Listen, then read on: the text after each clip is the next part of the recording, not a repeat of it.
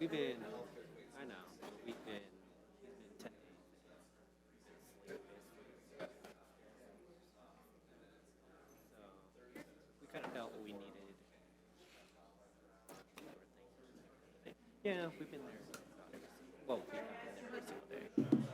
And so today he had an 8. So seeing his How are you? But he wasn't in pain. He wasn't in pain.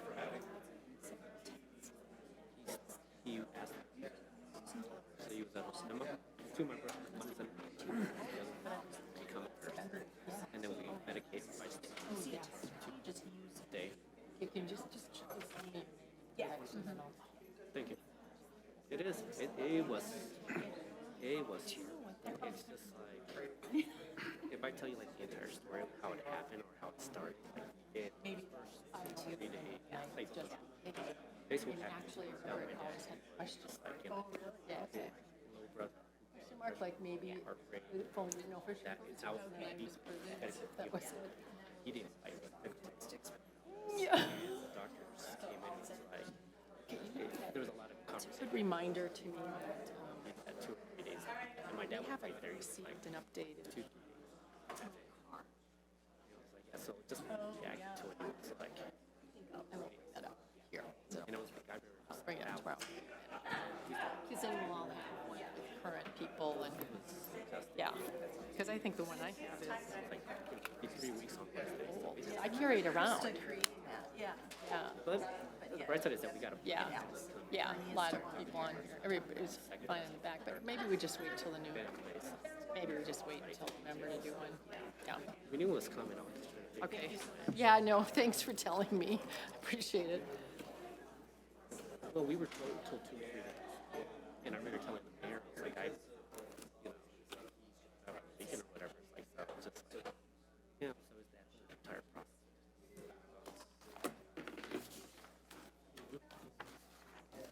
Yeah. There was a time, I think it was on Friday, it was Thursday or Friday last week, where my dad was asleep. He opened his eyes. Where it wasn't coherent, but it was just like during that time, drugs and all that. And I was yeah.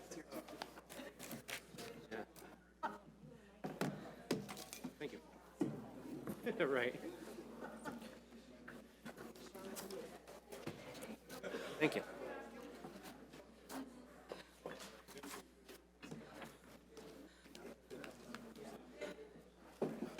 Game face. Game face time. So the guy was out there. So the Englewood granite. Yeah, and so we were talking redevelopment, and he was like, "I want to open up a restaurant here." And so, does he was like, "We don't do Southern Country down here." Like, yeah, we don't. But I was telling him about city center redevelopment. I was like, he told me he was going to cook for us. I didn't know it was going to be tonight. If I would have known, I would have just like told everybody, "Hey, don't." But he's a chef. Done. Do his own thing out here. Amy. Yeah, so it was pretty cool they showed up. Yeah. Are you ready? She wanted to know. Yeah. Lord. Exactly.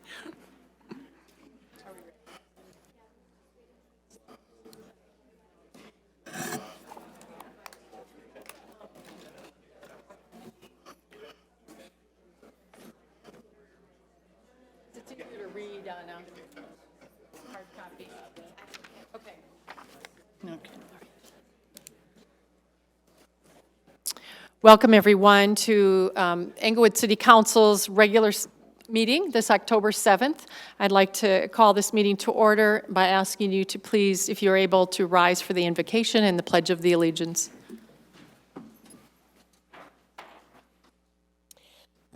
Dear higher power, please help us see beyond the narrow limits of our words and deeds so that we may fully do your will. Grant us the patience to listen, the ability to deliberate, and the wisdom to make decisions that are fair and pleasing in your sight. Help us to remember our goal is not to control, but to serve the people of Englewood. Amen. I pledge Allegiance to the flag of the United States of America and to the republic for which it stands, one nation, under God, indivisible, with liberty and justice for all.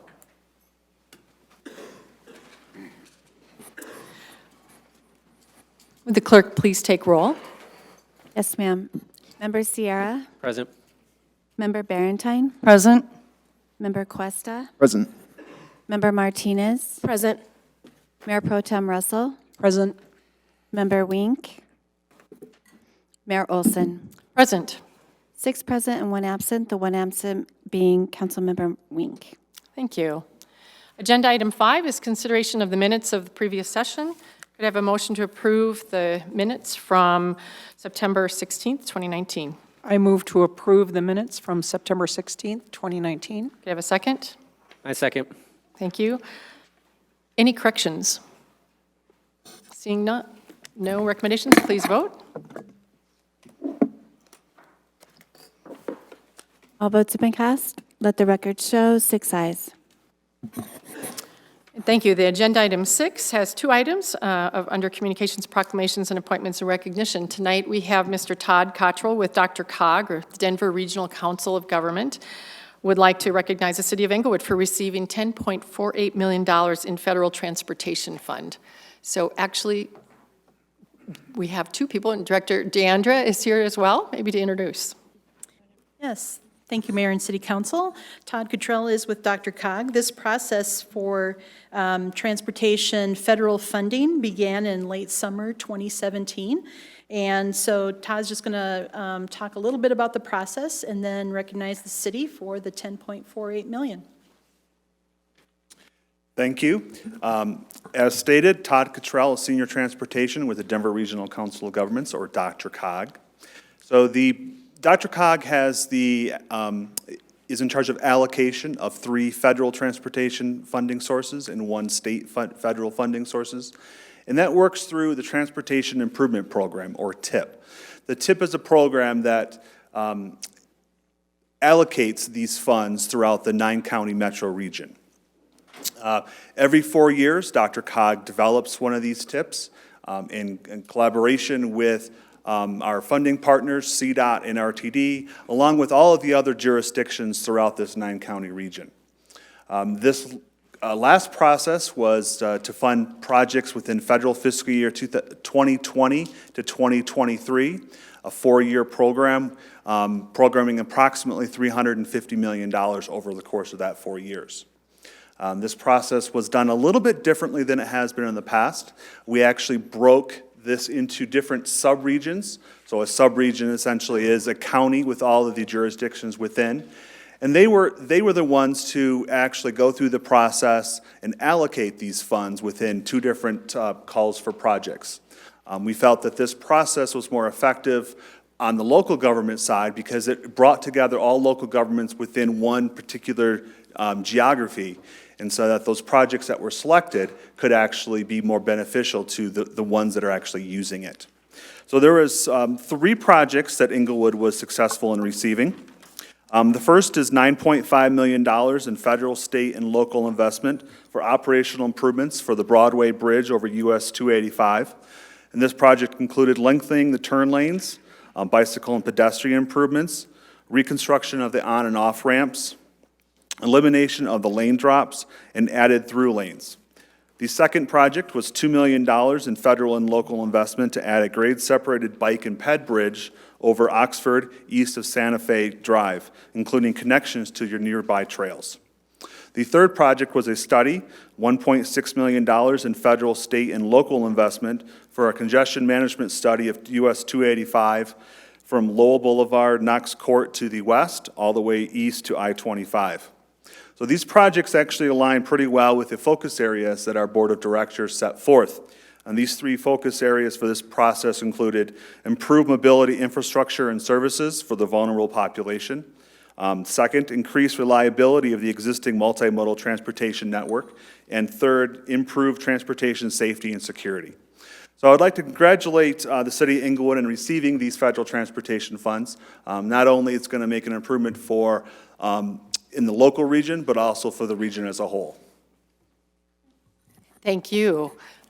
Did you want to say anything else? Now, I want to thank you all for the work that you've done at DRCOG to make this work this year. The change from 80% to 20%, it's been a really, I think, a really great way to help the local areas feel like they do have some control because they know their projects better than anybody else. And it was a pleasure to work in the sub-region with all the folks at DRCOG and Director DeAndre. So would you like a photo? Is that what you're looking for? Do you want all of council to come up? Because this is a heck of a lot of money, $10.8 million that we just got.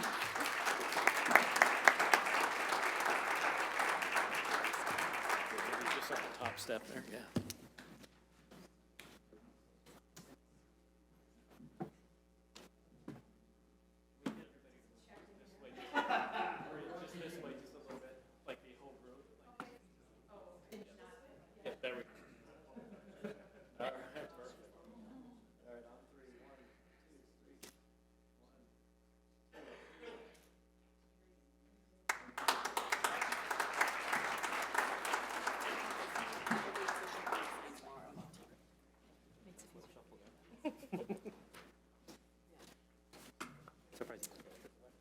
The next item is a proclamation for Taiwan Friendship Day, which is on October 10th, and I would just like to read it to you all, and then we'll take a vote to declare this. Declaring October 10th, 2019 as Taiwan Friendship Day, double 10th day of the Republic of China Day in the City of Englewood, whereas the Republic of China, which is Taiwan, that part, will be observing its 109th National Day on October 10th, 2019, and whereas the state of Colorado and Taiwan have had a long and mutually beneficial relationship, with Taiwan ranking as Colorado's 6th largest import partner and the 12th largest export market in 2018.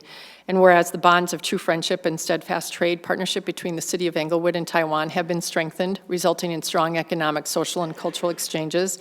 And whereas the City of Englewood is looking forward to further promoting the relationship with Taiwan for mutual benefits. And whereas the City of Englewood is delighted to join in observing the annual tradition and extend congratulations to Taiwan during this celebration. Now, therefore, I, Linda Olson, Mayor of Englewood, la-di-da, proclaim it October 10th, 2019 as Taiwan Friendship Day, double 10th day of the Republic of China in the City of Englewood. Could I have a motion to approve this proclamation? I move to approve this proclamation. I'll second. Thank you. Any discussion on it? Council member or Mayor Pro Tem Russell has gone to this celebration before. Unfortunately, it's tonight where they're actually having we were both invited, but neither of us could go. So we are having this presented by Judge Joe Jefferson, who's been involved with this, if it does pass. So any other further discussion or questions? Seeing none, please vote. All votes have been cast. Let the record show 6 ayes. Thank you. Next agenda item is number 7, recognition of scheduled public comment. The deadline to sign up to speak for the scheduled public comment is Wednesday prior to the meeting through the city clerk's office. Only those who meet the deadline can speak in this section. This is an opportunity for the public to address city council. There is an expectation that the presentation will be conducted in a respectful manner. Council may ask questions for clarification, but there will not be any dialogue. Please limit your presentation to 5 minutes. Written materials for the presentation to council may be submitted to the city clerk as the speaker approaches the podium, and a USB port is available for public presentation. First up in this section is Ms. Marcia McGilley, Executive Director of the Aurora-South Metro Small Business Development Center, and she's here to address council regarding the city's partnership and contract renewal. Welcome. Welcome. Good evening. Thank you so much, Mayor Olson and Council. You will be considering later this evening an IGA to extend the SBDC collaboration and strategic partnership. And so I just wanted to give you a quick programmatic update. I've given you the economic update earlier this year. I wanted to just start again by saying that this has been a very easy collaboration, working with Darren, Brad, Nancy, and the crew. It has been a very mutually beneficial one for the city and the citizens, getting the benefits that they need from the Small Business Development Center. We have mutual goals economically, and we meet those goals that are needed. I wanted to start with some examples. Although all of our clients are confidential, I can give you some generic example, and I wanted to let you know about 2 situations just so that you know kind of what we do. We have 2 Everything I'm going to tell you tonight about is over and above what we did the first year. We then have added 2 retail food establishment workshops the next 2 years, and last year we added a creative makers, artists workshop. We had our Leading Edge workshop, and we've now added Business Plan in a Day twice annually. So we've added to the workshops, which is what has been probably one of the most successful things we've done. Secondly, we've added events. As the city has wanted some kind of an identity with certain events or certain industries, we've added what you've asked us to do. And we started with the Small Manufacturers Advantage program, bringing a program here that is a collaboration with Manufacturers Edge. Darren and I walked the industrial districts the first year, and I think ACE and the council did it again this year, letting them know all of the things that the city is doing. We have a specific program for that. We will also be having the second annual Manufacturers Day, October 24th this year, and that will be at Leatherneck Precision. You'll be invited to that. It's a great event. This year, we had the third annual Economic Resource and Lenders Fair. We continue to have that. We will move it in 2020 to the first Monday in the week of Small Business Week, so we'll be putting it there, and the SBA is thrilled to have that as their kickoff event for that. We had the first annual arts event was Englewood Creates. We participated in that. Second annual National Manufacturing Day here, and then it'll be the second time we've done Small Business Saturday here at Englewood. Wanted to let you know that Darren serves on the Denver South Business Resource Partnership. It's a group of economic developers of Arapahoe County, and we get together every other month and deal with issues on a broader scale. And if you've listened to the videos, it's my voice that tells you to call the city at the end. I'm an actor, and I've done some voiceover, so Darren twisted my arm, and I did that, so it was tons of fun. Want to let you know, satisfaction-wise, that 95% out of 100 we get on the overall one-on-one consulting for every session, and 94% on the workshops this year. I did teach one, so I'm thinking that's probably my fault, as my staff would love to tell you. Let's see, I did give an annual report update to Darren, which he will share with you if you would like that at a later time. Are there any questions, or if you have any not now, I can answer them at another time? Yes? Unfortunately, we don't do questions and answer during Okay. this time, but certainly Great. we can If you have any, gather some and send them to you if we have them. Great. But any Thank you so much. comments? Comments? Actually, we do have I want to know what I'm saying. We can ask questions, so go ahead, folks, if you do have any. Can you give us the day for the SBA, or the Small Business So Small Business Day? Saturday is the Saturday of Thanksgiving. I November. cannot tell you the date. It's the Saturday of that Thanksgiving, but we'll get that date. But the Manufacturing Day event is October 24th. This month. Great. Any further? Thank you very much for coming you for your forward. time. Appreciate your time here tonight. Next up is Ms. Vicki Hoffman, here to address council, no topic given.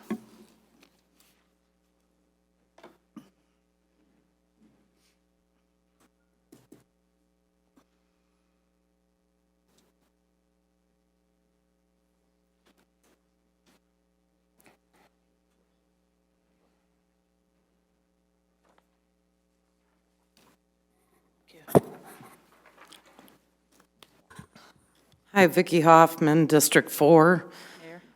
First, I wanted to give Gallo a big shout out. They have amazing food, service, and hospitality.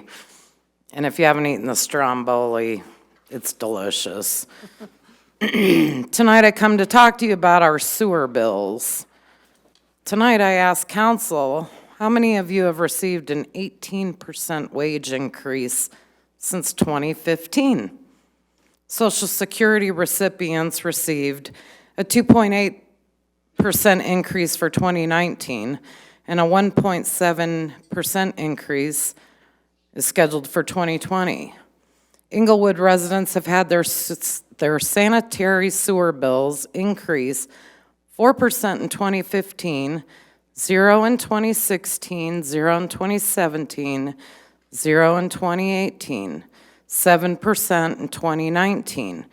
And if the 7% increase is adopted for 2020, that equals 18% of increases since 2015.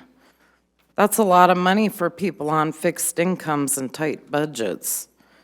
In addition to the paper that I just gave you, which is the 2019 water rates, $8.51 for the minimum 5/8 meter size is billed to every homeowner for administrative fees on their water bills.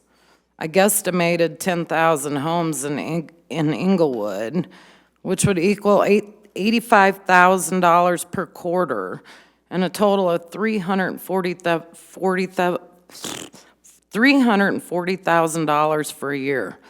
Money I thought was going to be put toward infrastructure. Instead, $391,000 was voted for a feasibility and rate study, and no mention of increased tap fees for developers and new builds.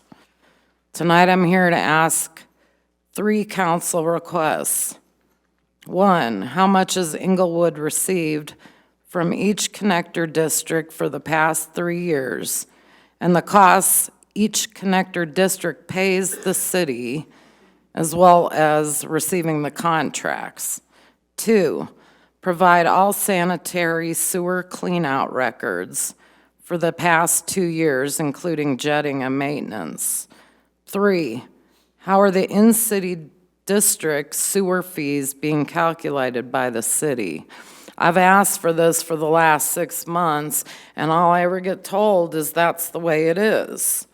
The increase in sewer fees was to go towards fixing the infrastructure, not upgrading computer software and feasibility studies.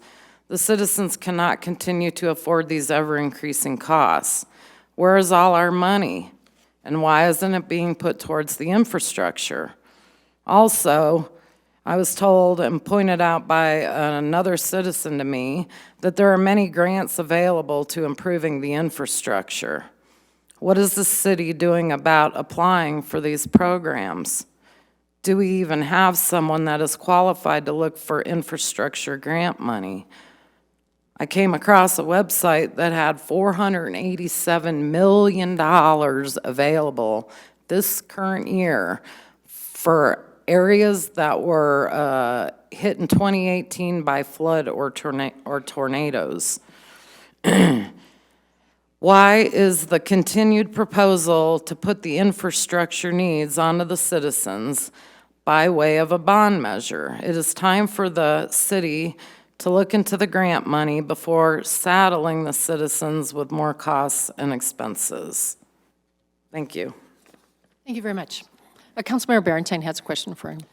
The council requests that you have, I tried to write them down the best that I could, but do you have a copy of the request so that we could give that to the clerk? And go ahead. Give it to the clerk. We'll use it tomorrow. Thank you very much for bringing that. Thank you. Next is Ms. Marcy Brown, here to address council. No topic given.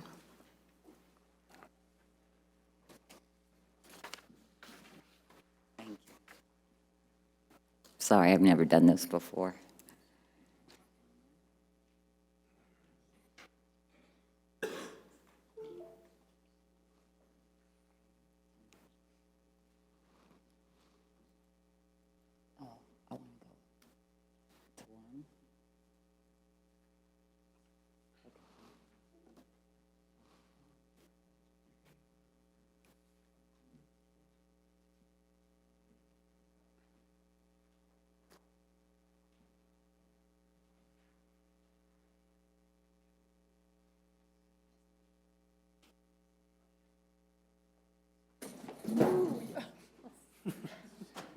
Okay, it was just a chair, not a human, but he didn't.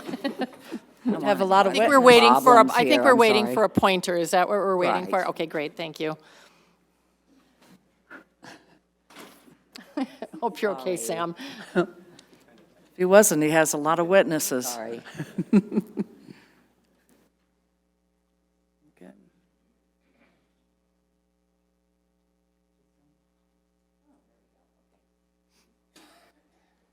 I'm sorry, did I give my name?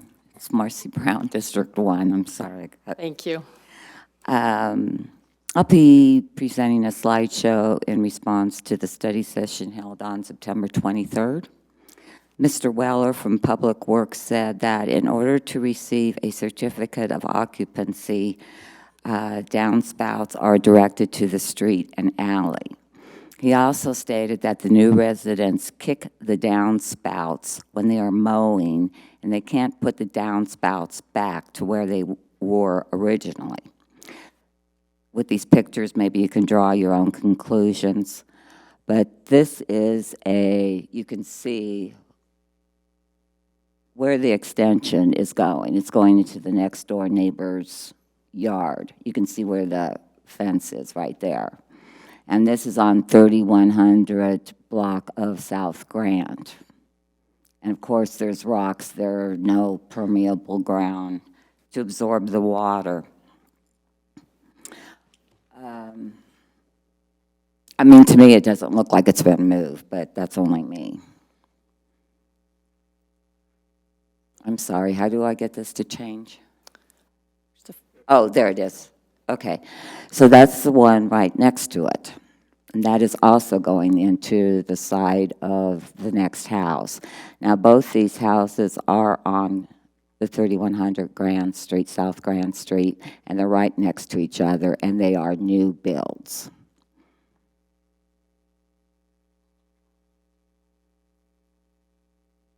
Okay, this is actually, this right here, right there, is a downspout or an extension that's going right into the neighbor's yard, and I know this neighbor personally. He has asked this person to move this many times, and he will not move it. And he's getting water into his, not into his basement, but into his foundation. And this is also a new build. It's a duplex. It's on the 2900 block of South Sherman. And this man who built this is a developer. And so he built that duplex, and he has yet to change that to go forward to the street.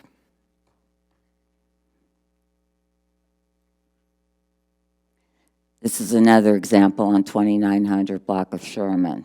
You can see, whoops, you can see it right there, going right into the neighbor's yard.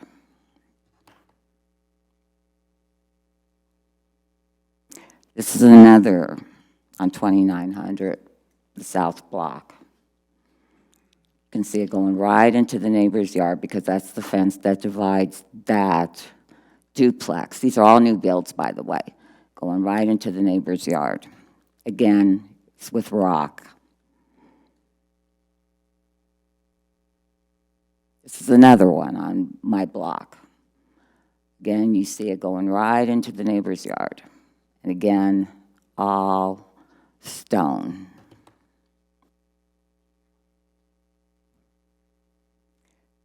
This does not show up very well, but it is going into the neighbor's yard.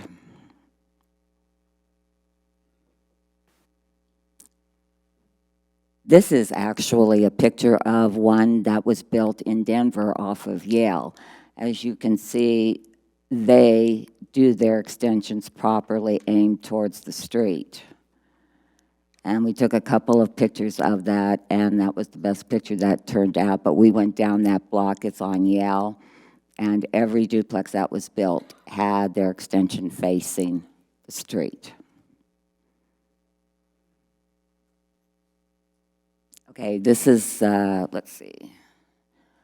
This is the house or the duplex that was built across the street from me.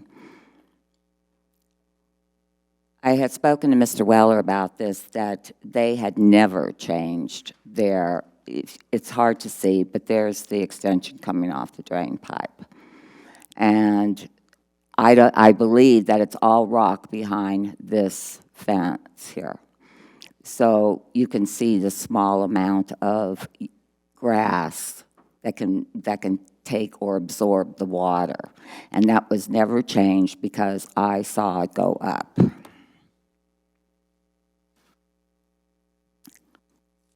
This is actually the full view of what is across the street from me that I look at every day. On this side too, you cannot see, but it has the extensions from the drain pipe going on this side exactly like it goes on that side. Sorry, Ms. Brown. Oh. Your time is up. Okay, I'm sorry, I didn't realize that. I was That engrossed went in your fast. pictures too. So Councilmember Barrington has a question though.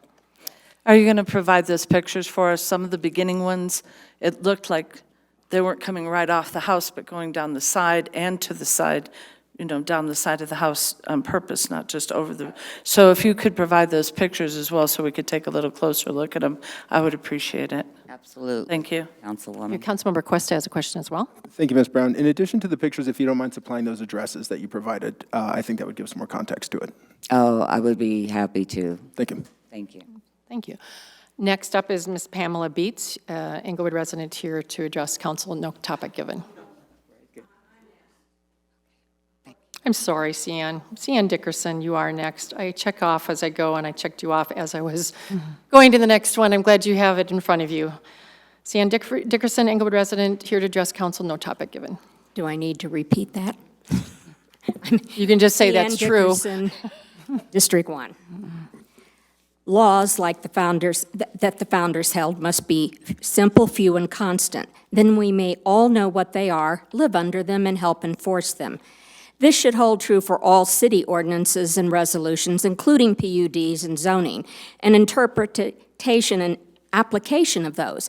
But as we can clearly see, more and more regulations are promulgated that are confusing, overreaching, mostly unenforced and unenforceable, or enforced selectively or speciously. In 2 cases, if not many more, ordinances are in violation of state law, contradictory, or never even put into the EMC for years. For instance, Title VII on dangerous dogs, and Title XI and Title 15 on vehicle storage and parking.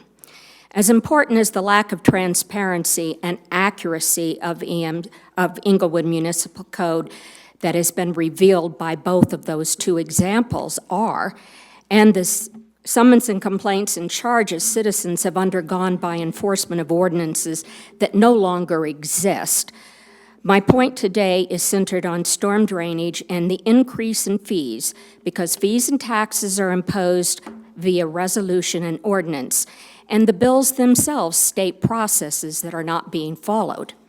Storm drainage fees have increased from $4.16 to $22.16 in 2019 alone. And according to Councilmember Sierra's campaign comments Saturday, will have to increase to $70 to fund the cost of storm drainage repair and replacement.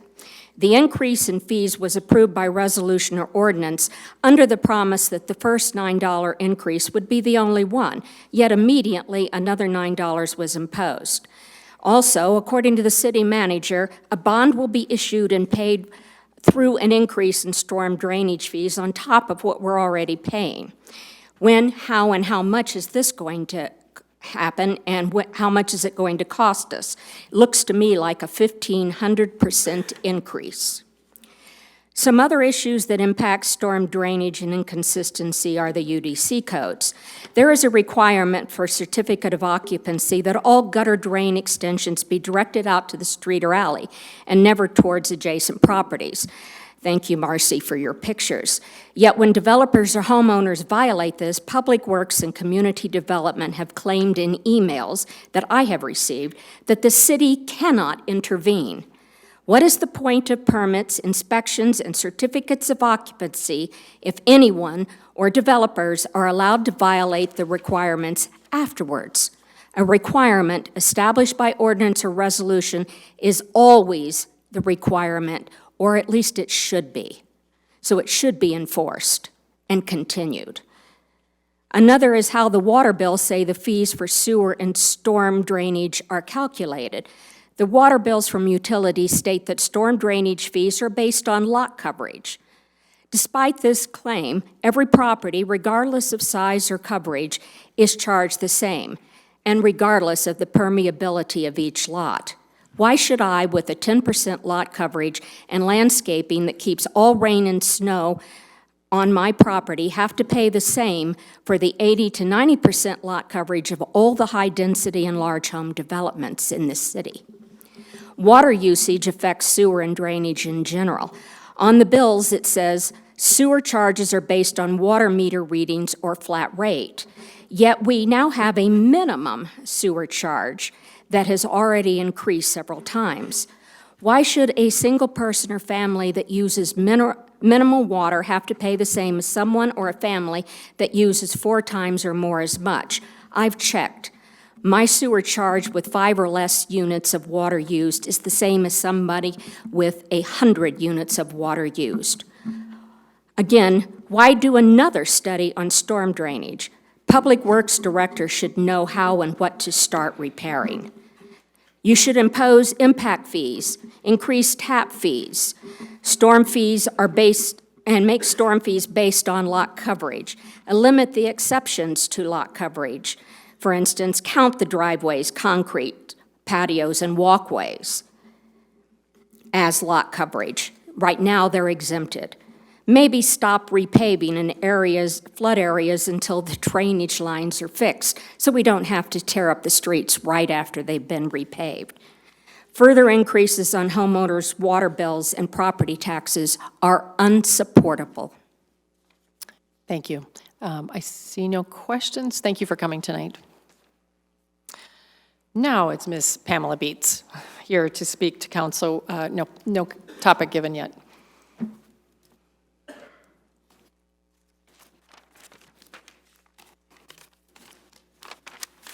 Thank you, Council, Mayor. Pamela Beets, District 1.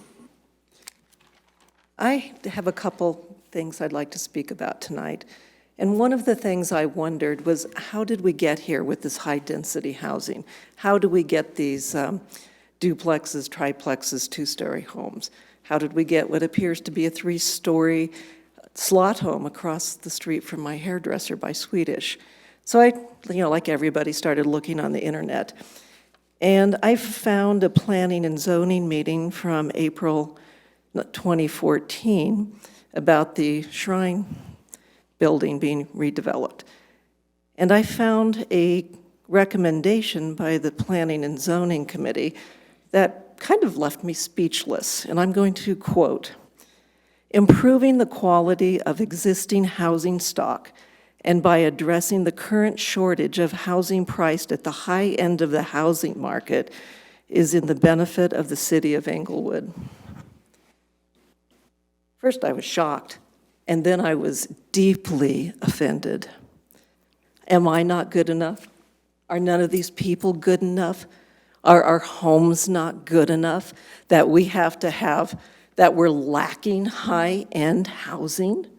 We have an iconic, authentic, beautiful neighborhood and city. We all know we have a gem of a city.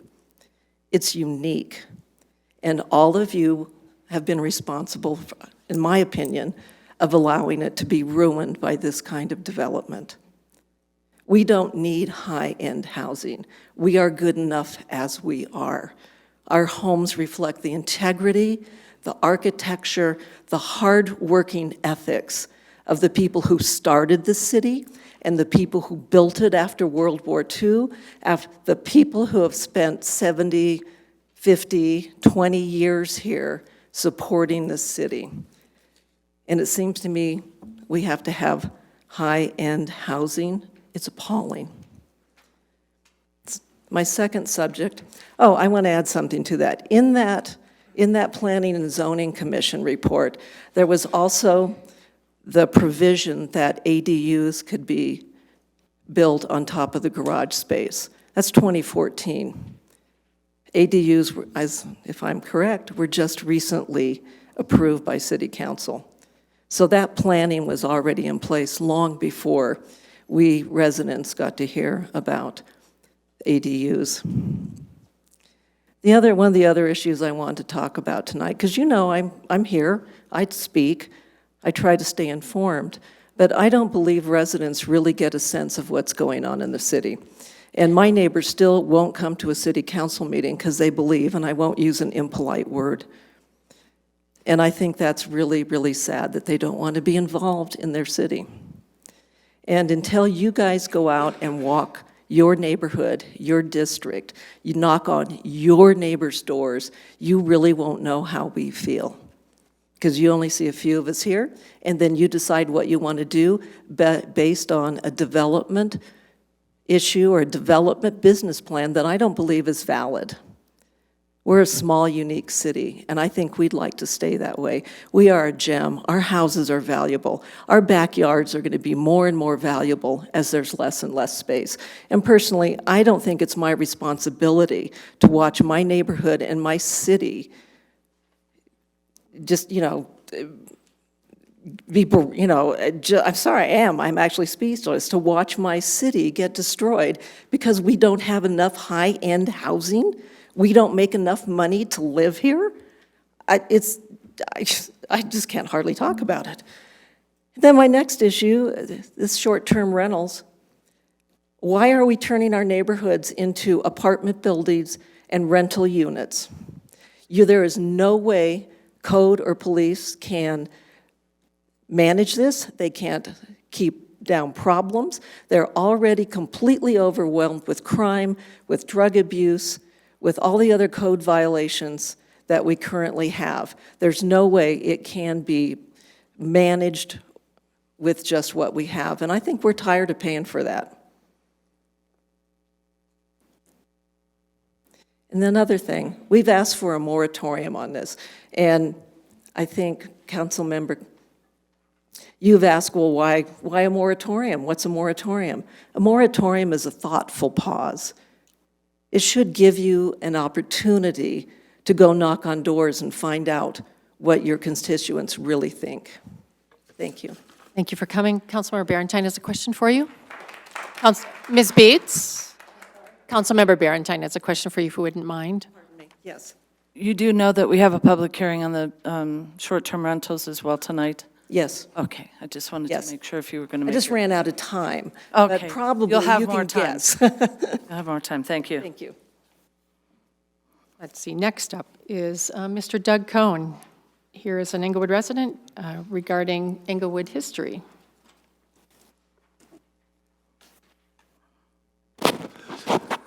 Good evening, Doug Cohn, District 2. I'm going to share our newest video that Chris Harguth and the Historic Society have been working on. It's the series called Englewood Moments in History. This video has been viewed 14,000 times and shared 260 times. It's the short history of the Englewood Speedway. People love that place and have very fond memories. There have been 2 drivers' reunions in the past, and another's being planned for next year. The Speedway closed 40 years ago this month, after a 32-year run. There was something very special about it. During its life, there were 6 other car racetracks in the Front Range area. There's one other track, Lakeside, that people remember. The other 6 have just disappeared. The other 5 have just disappeared. What made our track memorable? Why do so many people care after 40 years? It is memorable because of the owner and his family and the business plan they put in place. Their goal was to have the best race car track anywhere. They cared about the drivers. They cared about the pit crews and the ticket takers and the concession people. They cared about their customers. If there was a problem, they fixed it. If someone was unhappy, they worked out the issues. These are the keys to success. There's much we can learn from them. If you're looking for a path to success in your business, I suggest that you study Charlie and Richard Codner and the Englewood Speedway.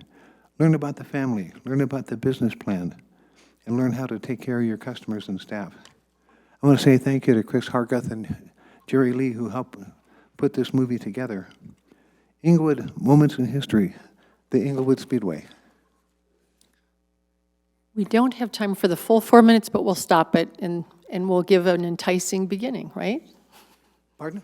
It's 4 minutes, so we'll stop it at when the 5 minutes runs out. Oh, okay. And everyone will have to go home and watch it again and share it on Facebook. Does that count the time you talk? I'll be generous. Oh, that would... The City of Englewood presents Englewood Moments in History. Who's the speaker?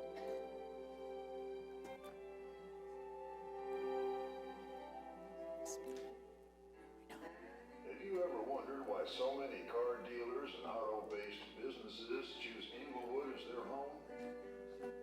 It all traces back to the 1940s and the rise of the legendary Englewood Speedway and the races it hosted for nearly 40 years. In 1946, brothers Ed and John Clark had their minds set on buying a race car when John convinced Ed and his business partner Carol Quellen to build a racetrack instead. Just outside the Denver city limits in the spring of 1947, a quarter-mile oval track was carved out of the countryside with straightaways running east and west. In 1950, despite his wife Marion calling it the most foolish thing he ever did, Charlie Cogner purchased the Englewood Speedway. It quickly evolved into a successful family-run business with his son Rich. In its early years, roadsters dominated the race action, and Cogner and his yellow and black number 99 won 4 consecutive championships. As the racing scene evolved from roadsters to stock cars, the family was passionate about the fan experience. The racing surface, seating areas, and concessions were impeccably maintained.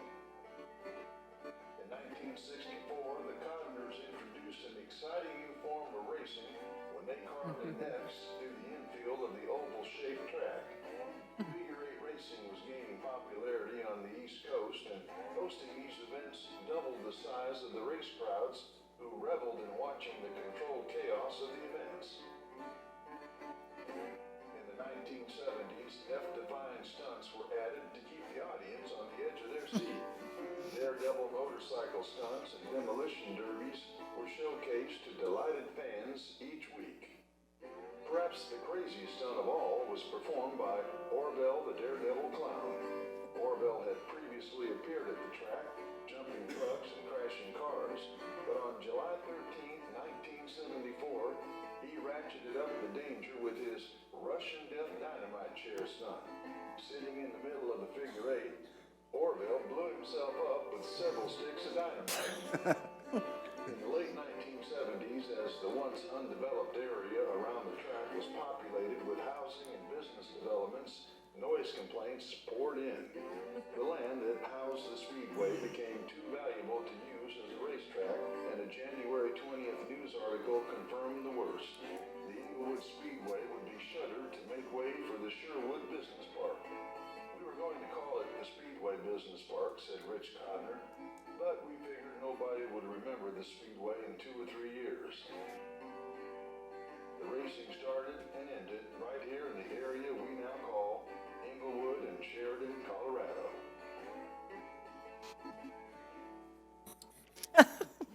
That was great. It all fit in. Thank you. I do have a question for you.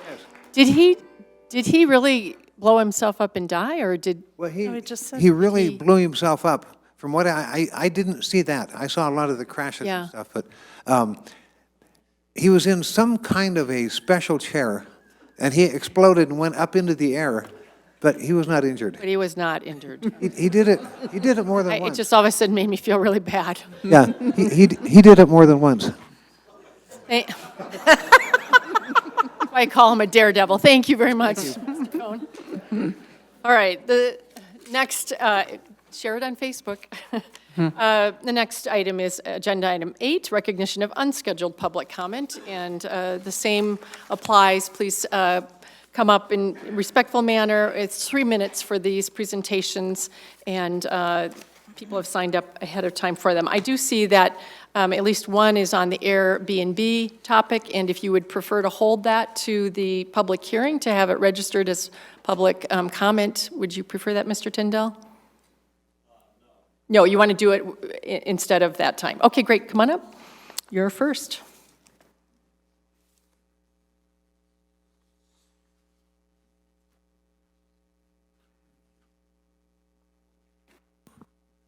My name is Gerald Tyndall, and I'm part of District 1, 3221 South Grant Street. I just have a few things that I want to bring up about Airbnbs. And it looks like that's already going to be a done deal. But I consider those to be a type of business.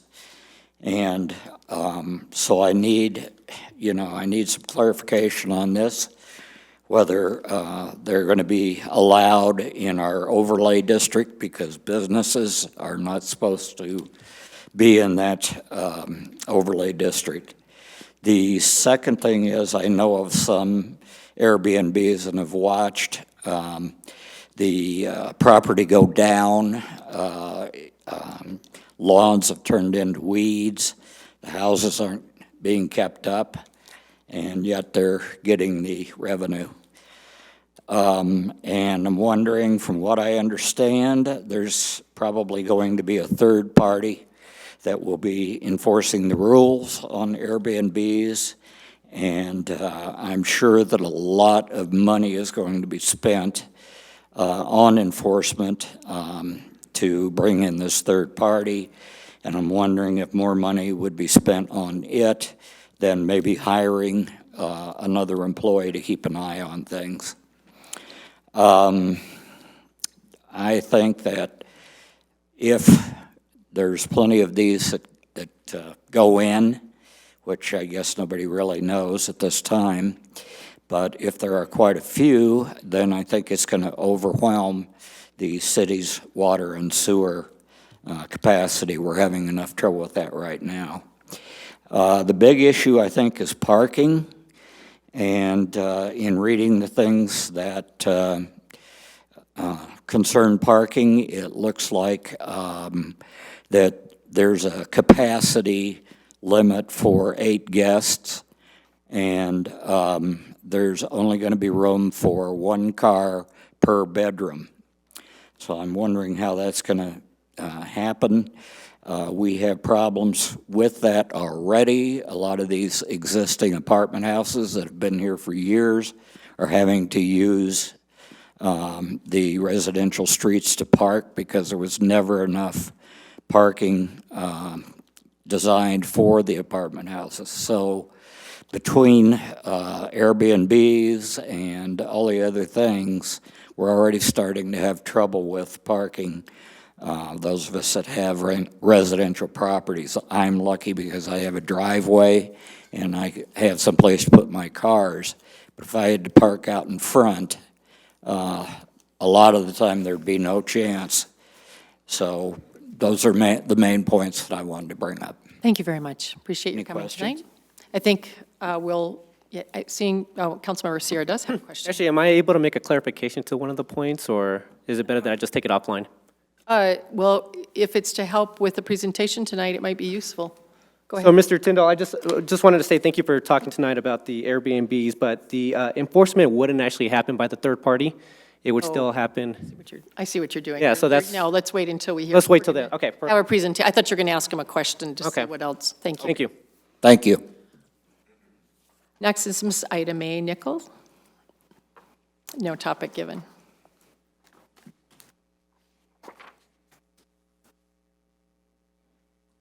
Good evening. My name is Ida Mae Nickel, and I live at 4340 South La Penn Street. I want to talk about history. Thank you, Doug, so much. All of you folks out there, I hope that you will come to a lot of these council meetings and talk about history, learn about history. With all the new development coming in, we need a museum. We have gone from Cheyenne, Wyoming to Pueblo, Colorado. All of these little cities, all out east, everywhere surrounding us, Aurora, Littleton, everyone has a museum, but Englewood, Colorado, we have more history in this city than any city around us. The first airplane belt right here in Englewood, Colorado. The Tuileries. I should pass out my little card what the Tuileries look like. I mean, we can go on. I mean, Doug has told so many stories here, and it goes on and on. With all this development, I am asking that we have a museum in this city, and you folks out there, you all, if you want a museum, you have to rise up. We have been going for 7 years, and we're still not even known in the city. But we do a historic program every month We have a newsletter. And Doug is involved in all of this wonderful things that we're doing. Please, we need a city here. We have so much to tell, and no one will listen.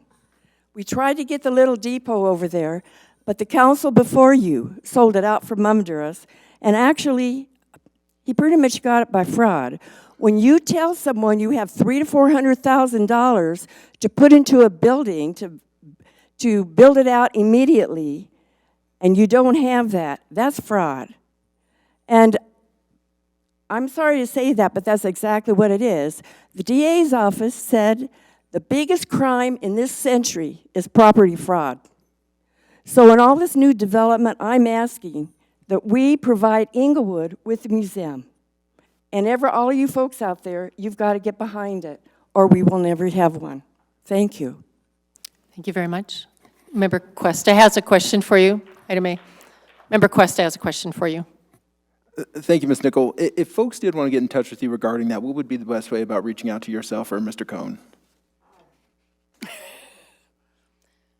Is there an email address? There is an email address, right? And the best place to find that? Just so it's on the record here and people hear that. Could you talk into the microphone so people can hear you? That's all right. Why don't I give you my card? You bet. Great. We'll get it into the minutes. Okay. Thank you, Ms. Nickel. Thank you. Next is Kay Sue Anderson, here to speak about community involvement.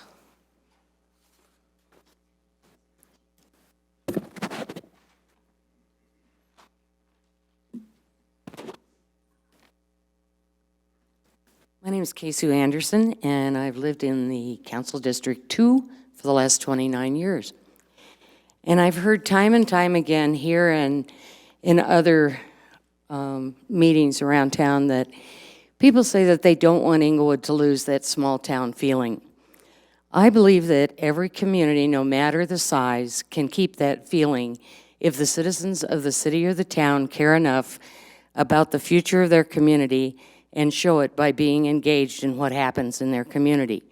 I know that we are all busy, but just how much time does it take to smile at a stranger or your neighbor, or offer to help a neighbor who's in need, or to support a local business?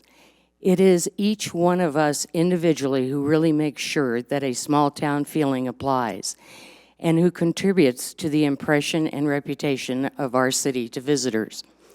One of the best ways here in Englewood to get involved with our community is to attend the Citizens Police Academy. The concept of the Citizens Police Academy started in 1977 in Devon and Cornwall, England. Orlando, Florida created the first academy in the United States in 1985. The goal was to reduce crime through a stronger citizen commitment to the police department and the community.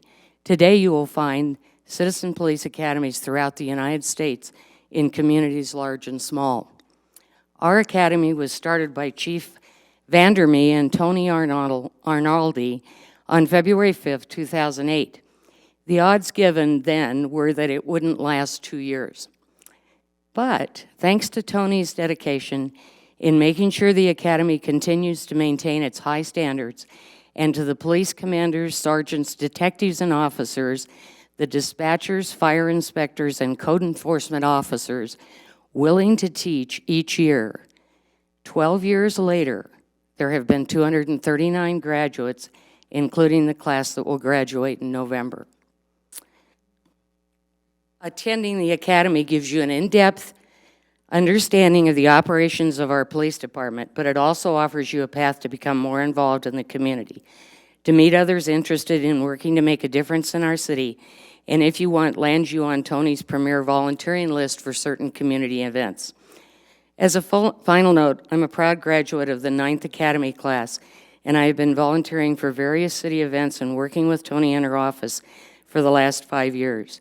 I would also like to ask any of those who are in this room right now who have attended the academy to stand or just wave as a thank you to Tony and the police department for giving us a way to be involved in our community.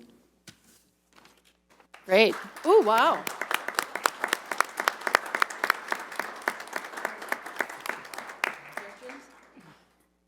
I don't see any questions. Thank you very much, and thanks for those of you that came to support that. The next person is Janice Brown, here for thanks.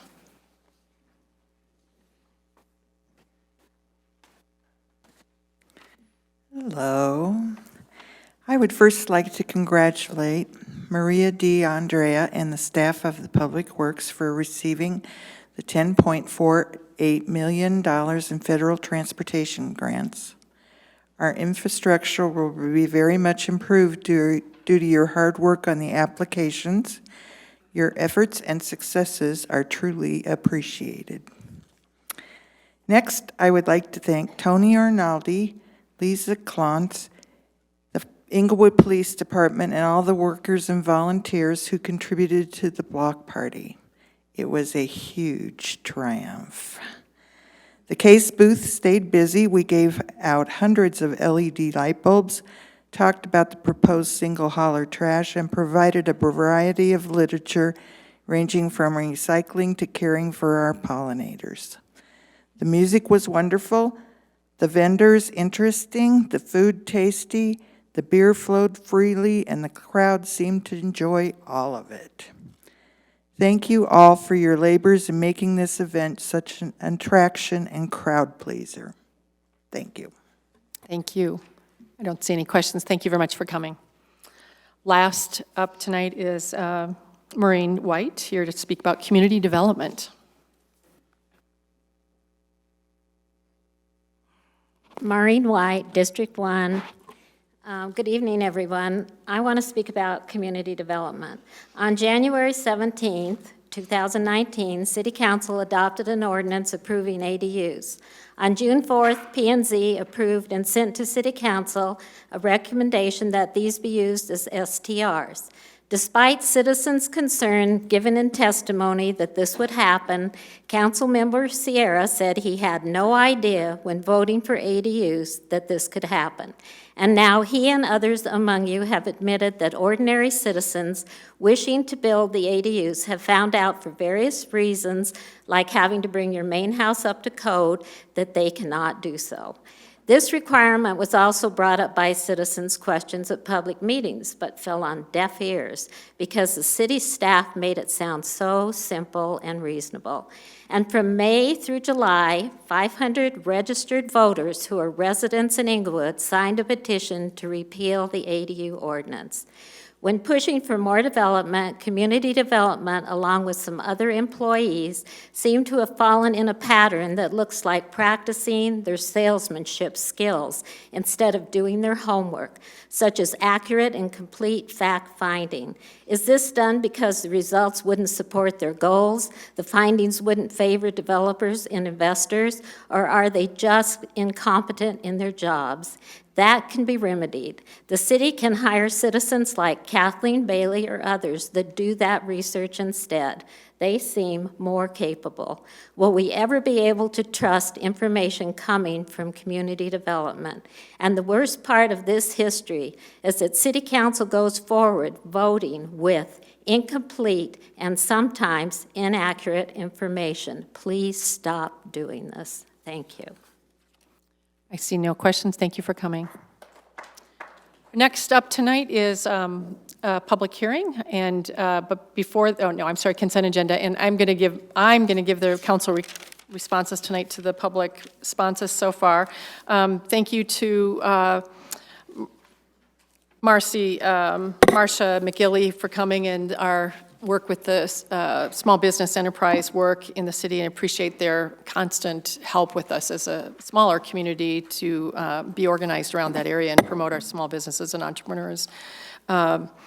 Ms. Hoffman, you had a number of questions here, and we'll take a look at those tomorrow as we meet as a mayor-manager meeting and see what we can pull out from each of these. Ms. Brown, the council requests that I would like also for this one, perhaps Manager Lewis, you could take a look at possibility of seeing the slides and what are the responsibilities of homeowners versus and the developers upon checking when they do the review of a property after the development's happened, and then who's responsible after that. I do believe that we're going to be talking further about development in Title 16 and a number of things related. So I think that some of what Ms. Brown and Ms. Dickerson brought up we'll be talking further about, but I do think that our citizens probably wouldn't want to pay, nor would want someone to, or several people to be hired to come around and be looking at every person's downspout of their house.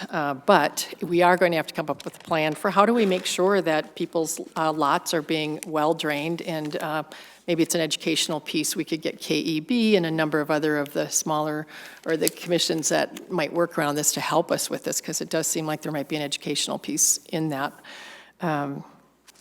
I do, Ms. Beats, love our small town feeling too, and although I see duplexes and triplexes going up, I still feel like there is a small town. We've restricted apartments quite a bit in this city, and much more than Denver has. We're going to continue to feel that pressure, but we've been pretty restrictive, and particularly in the last couple of years. Mr. Cohn, love the history, and also appreciate the work Ida May and you have been doing around history in the city. And I hope that more people see the videos. And I do think people know about it. I have neighbors that know about it. They may not come to your meetings, but they know about it. I think they're finding it out somehow, maybe through some of the other social media avenues. I appreciate Kay Sue Anderson and Janice Brown for your constant involvement in the community. You're always trying to do something to better the community by taking proactive action, and it's really encouraging to hear your comments when you come up here frequently throughout. And I do appreciate the work Tony Arnaldi did in the police department in initiating the police academy, which has really been a great way for citizens to get involved, and now has spawned the planning citizens academy as well from community development, which is another thing to keep your eyes open for if you want to get involved in the community. And we are now going to go into a short-term rental and discussion about that as related to ADUs. So Ms. White, I think you'll be listening in on this next section. But consent agenda item 9 is approval of ordinances on second reading. We have a 9B1 and 9B2. Could I hear a motion to approve both of those? I move to approve 9B1, the encroachment license and indemnification agreement for 3145 South Sherman, and 9B2, the Code Enforcement Advisory Committee enabling legislation. Could I have a second? I second. Thank you, Mr. Sierra. Any further comments? Seeing none, please vote. All votes been cast. Let the record show 6 ayes.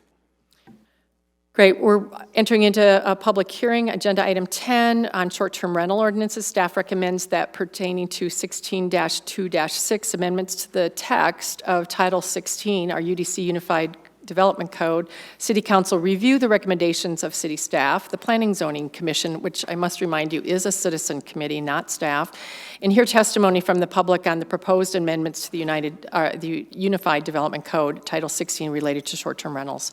Our staff community development planning manager, Wade Burkhalter, and planner 2, Eric Sampson, are here, but could I have a motion to open this public hearing? I move to open the public hearing. I have a second? I second. Thank you. And I did want to say before we voted that this is an administrative public hearing, so we will not be in ex parte after this is over, so we can continue to take comments from people after this. So please vote to open the public hearing. All votes have been cast. Let the record show 6 ayes. Thank you. Please go ahead. All right. You could both just raise your right hand. Do you swear or affirm to tell the truth, the whole truth, and nothing but the truth in this matter now being heard by the Englewood City Council? I do. Thank you. Please state your name and positions with the city. Wade Burkholder, Planning Manager with Community Development Department. Eric Sampson, Planner 2 with Community Development Department. Thank you. Good evening, Mayor Olson, members of council. I just want to add on a little bit to what the mayor said just a minute ago, that this is an administrative public hearing and not a quasi-judicial public hearing. So with administrative public hearings, I want to remind you all of what can happen at this council level once you hold the public hearing and hear from the community. So as the council communication stated, the council has the ability to either approve, deny, or modify the proposed amendment before you, but the City Council also has the option, if they so choose, to continue the matter by remanding consideration of the subject matter to the Planning and Zoning Commission as council directs. So if you do choose that route, we would need to know what specifically you would like the Planning and Zoning Commission to reconsider. The other option is to adopt findings of fact and either approve with conditions, or deny the subject action, which is the text amendment. Or you can choose to table the decision to a specific date, not more than once, and that shall be within a 45-day time frame after your council public hearing happens. So I wanted to just remind you that you do have those options at your wish, at your direction to choose from once you hold the public hearing and have council or community input. So I'll turn it over to Eric now to talk more about the details of the language change. Good evening. You have to please be sworn in, or were they both? Did you do them at both, I think? Sorry. Okay, so I'm up here to give you a brief overview of the short-term rental regulations before we head into public comment. So short-term rentals overall are dwelling units or a portion thereof which are rented to guests nightly, weekly, or for a duration of less than 30 consecutive days. STRs have grown in popularity nationwide over the past 5 to 10 years as the sharing economy has increased throughout the country. STRs are common in tourist areas and areas where hotels are expensive or other quality lodging options don't exist.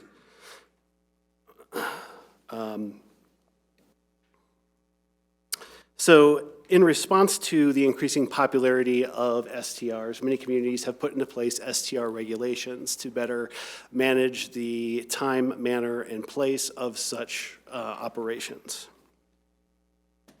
and also to address nuances and potential adverse impacts to city neighborhoods.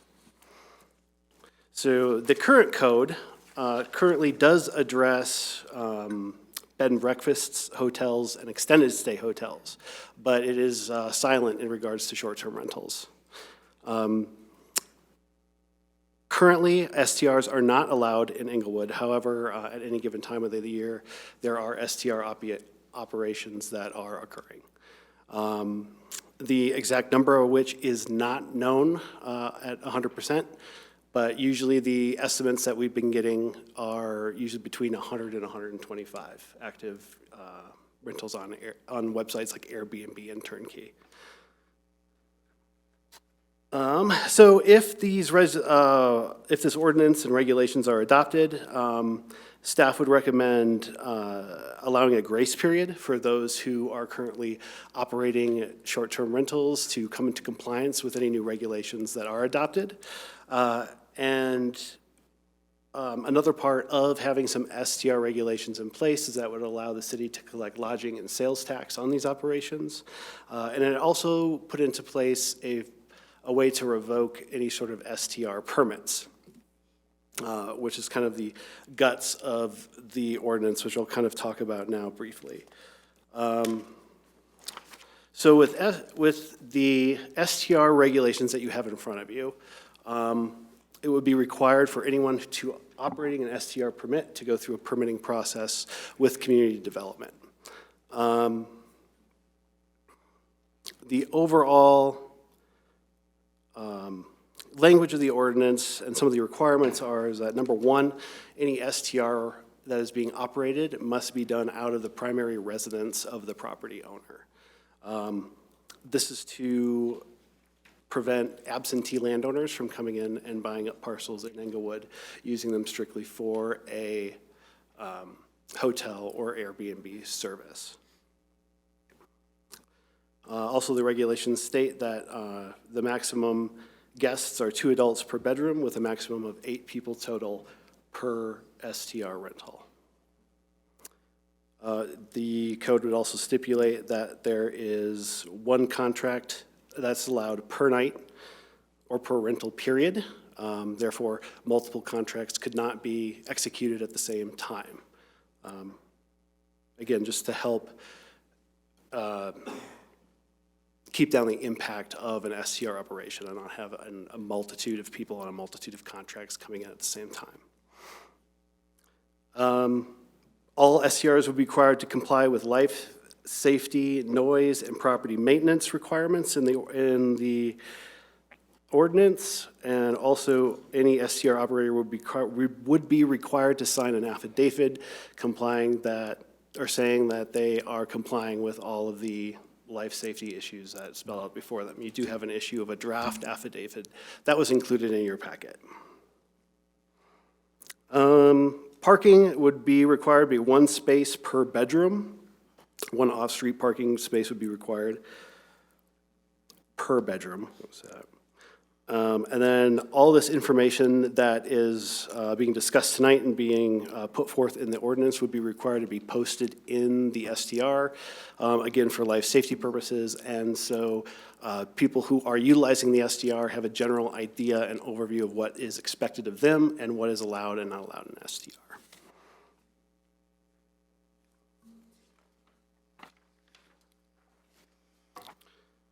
In terms of the enforcement of STRs, we have been in contact with third-party monitoring and enforcement companies, and no matter which way the ordinance were to go, if it would be approved, denied, approved with conditions, so on and so forth, we would have that third-party monitoring system in place, so we would be able to monitor and enforce upon STRs that are operating illegally in the city or without a permit.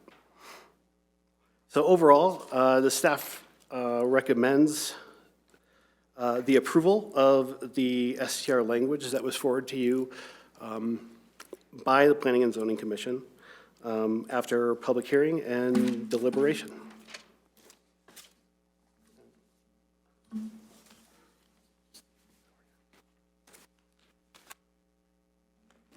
Are you ready for questions from council? Yes. Councilmember Barentine. The spaces that you brought up, did you say that you said that they have to be one space per bedroom and it has to be off-street? Did I get that correct? So the regulations say that we do require one off-street parking space per bedroom, but we do allow kind of a caveat in the regs that allow for up to 2 on-street parking spaces, which are not allowed to be reserved specifically for the STR purpose, basically on a first come, first serve, if the off-street parking is not available. So we have a recommendation for the regulation, but not really? I mean, I'm a little confused with what you just said. So is it one space per bedroom, or? It is one space per bedroom. Okay, and it has to be off-street. Let me just read the item from the code. I was trying to write really quick and. Sure. Let me just say what it says in the recommended language. All right, so all STRs shall provide one parking space per bedroom. STRs lacking a paved parking space in a driveway, garage, or carport shall be limited to 2 on-street parking spaces located in front of the STR. These on-street locations shall remain public and may not be reserved by the use of any signage. Any advertisements or listing of the STR shall provide the number of parking spaces available for use by the renter. So if they only have those 2, then it would limit that particular location to just 2. Even if they had 4 bedrooms, they'd only be able to lease out the 2 because that's all the parking that they would have for them. Okay, thank you for the clarification. Any other questions? Member Sierra. What are the qualifications for labeling it a primary residence? I remember we used to state it was 7 months or 9 months. I don't see anything in the documentation that states what we consider a primary residence. Sure. So in the definition that was forwarded to you from Planning and Zoning is primary residence is a residence which is the usual place of return for housing is documented by at least 2 of the following documents. like motor vehicle registration, Colorado driver's license, Colorado identification card, federal registration, et cetera. We did have the discussion in our study session that oftentimes communities, when they put in a definition of primary residence, the most common length of time to define a primary residence is usually between 7 and 9 months. That is basically stating that if this is your primary residence, you live there 9 months out of the year.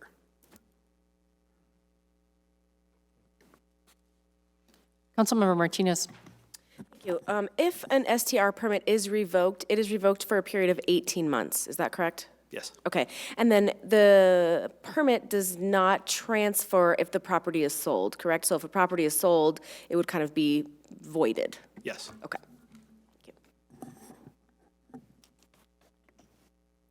Further questions? Councilmember Cuesta, Mayor. you look, oh, another one. Councilmember Sierra. Since the documentation does state that the multi-dwelling units would be part of the STR ordinance, did the fire marshal look over any of the information prior to it making it to us, and whether she had any concerns at all within labeling multi-dwellings as any type of concerns? The chief building official has, but the fire marshal specifically hasn't weighed in at this point. Councilmember Martinez. Thank you. One more question. Did we ever consider any type of limitation, like limitation of number of STRs per block or area or anything like that? I don't believe we did. I was just Other communities have put in place that kind of restriction on it, but I don't believe it's come up in our discussion or with study sessions. Thank you. Councilmember Cuesta. Thank you, Mayor. I would like to begin by mentioning Mr. Tyndall. I think that when he stated, I'm paraphrasing it, but when he got up here, that he feels like this might already be a done deal. And I've heard that from other constituents as well. And I do want to reassure him that I'm pretty certain this is open. I say that sincerely. I think this vote could go either way. We're going to take in all these comments from the public, from our neighbors, from parties involved, and then make the decision. But I definitely think this is an open discussion right now. And so I would hate to discourage anybody from getting up here and voicing their thoughts on it, because I think it's far from decided at this time. Having said that, I keep coming back to the enforcement component. And it seems to me that whether we allow short-term rentals or we don't, that there's going to have to be the enforcement measure. I see a lot of language in terms of we will enforce, but I don't see what those penalties are. And one of the concerns that's arisen is, for instance, we have one that's been relatively high profile in the city. And during the time that they were awaiting their court date, they were still able to rent out their place. So my concern is you can just as easily rent out your place, await your court date, and be collecting revenue that will probably far exceed whatever that current penalty will be.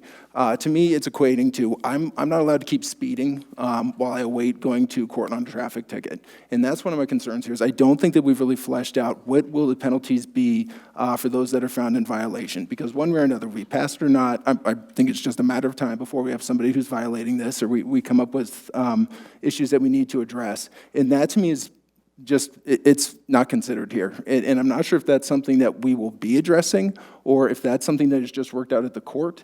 But I'm unsure what penalties are at this point. And it seems to be, again, just unaddressed. Your question is about what the penalties are? Yes. Either way.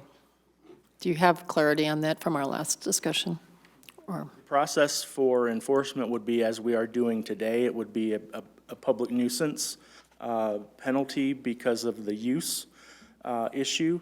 So it would still process through the municipal court as it has been, and the operator would still have the ability to operate until a judge hands down a decision, charging them of a public nuisance. Sure. Thank you. And my next question might go to the city attorney. And city attorney, you may or may not know offhand, do you know what penalties public nuisance typically carries? It's governed by the general penalty clause of subsection 1, and I believe that is up to $2,650 fine and up to some amount of time in prison. The reality is, though, that is our general penalty clause. It's applicable to everything. So within that, the judge looks at the specific facts of each case and makes the decision based on those facts. Thank you. So to that note, let's say somebody is cited for the public nuisance, it works its way through court, they are found to be in violation, and they plead guilty to it, let's call it. Would that be enough to warrant their permit being suspended? Would that be just an automatic?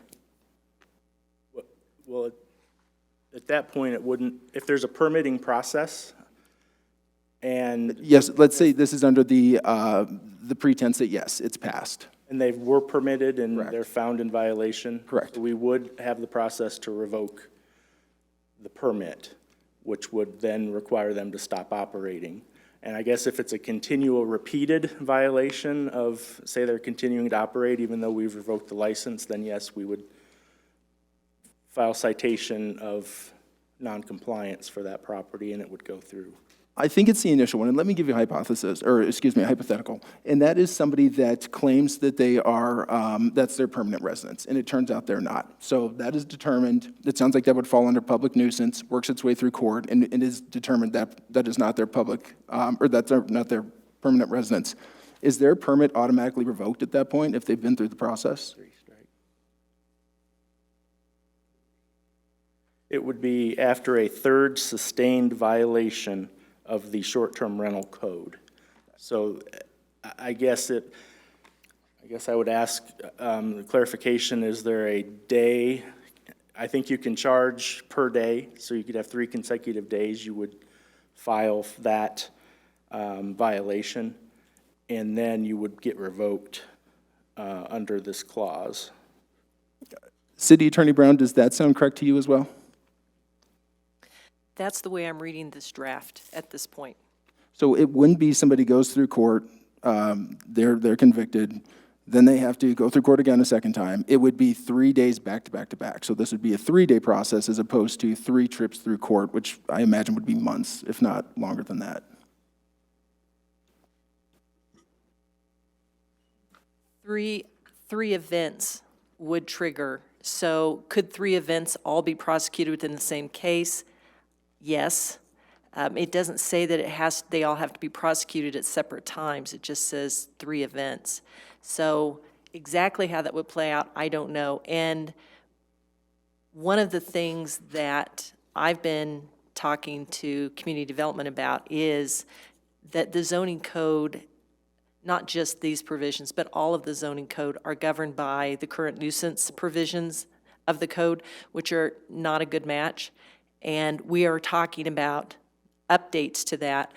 I had suggested that we build in a enforcement provision to this, but I think the general thought of planning and zoning at this point is they would prefer having an updated enforcement provision that would cover all of planning and zoning code.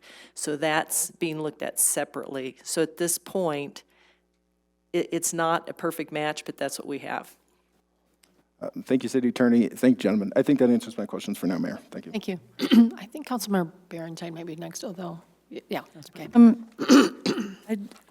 I do want to echo Councilmember Cuesta's concern when the way that we have our process, and this may be something that we have to look at, is that you come up and you present and you recommend that we do a certain action, and that does give a little bit of an impression that the city is advocating for us to go ahead and pass something prior to us listening to the public hearing. I want to echo what Councilmember Cuesta said, and that is that the decision has not yet been made. It's part of the process, and maybe some of the language, it gives some of that misinterpretation. Also, with a correction to the statement in here, which has caused some confusion in the community while we've been going through this process, is that there are no regulations which apply to STRs, and they're being prosecuted in court.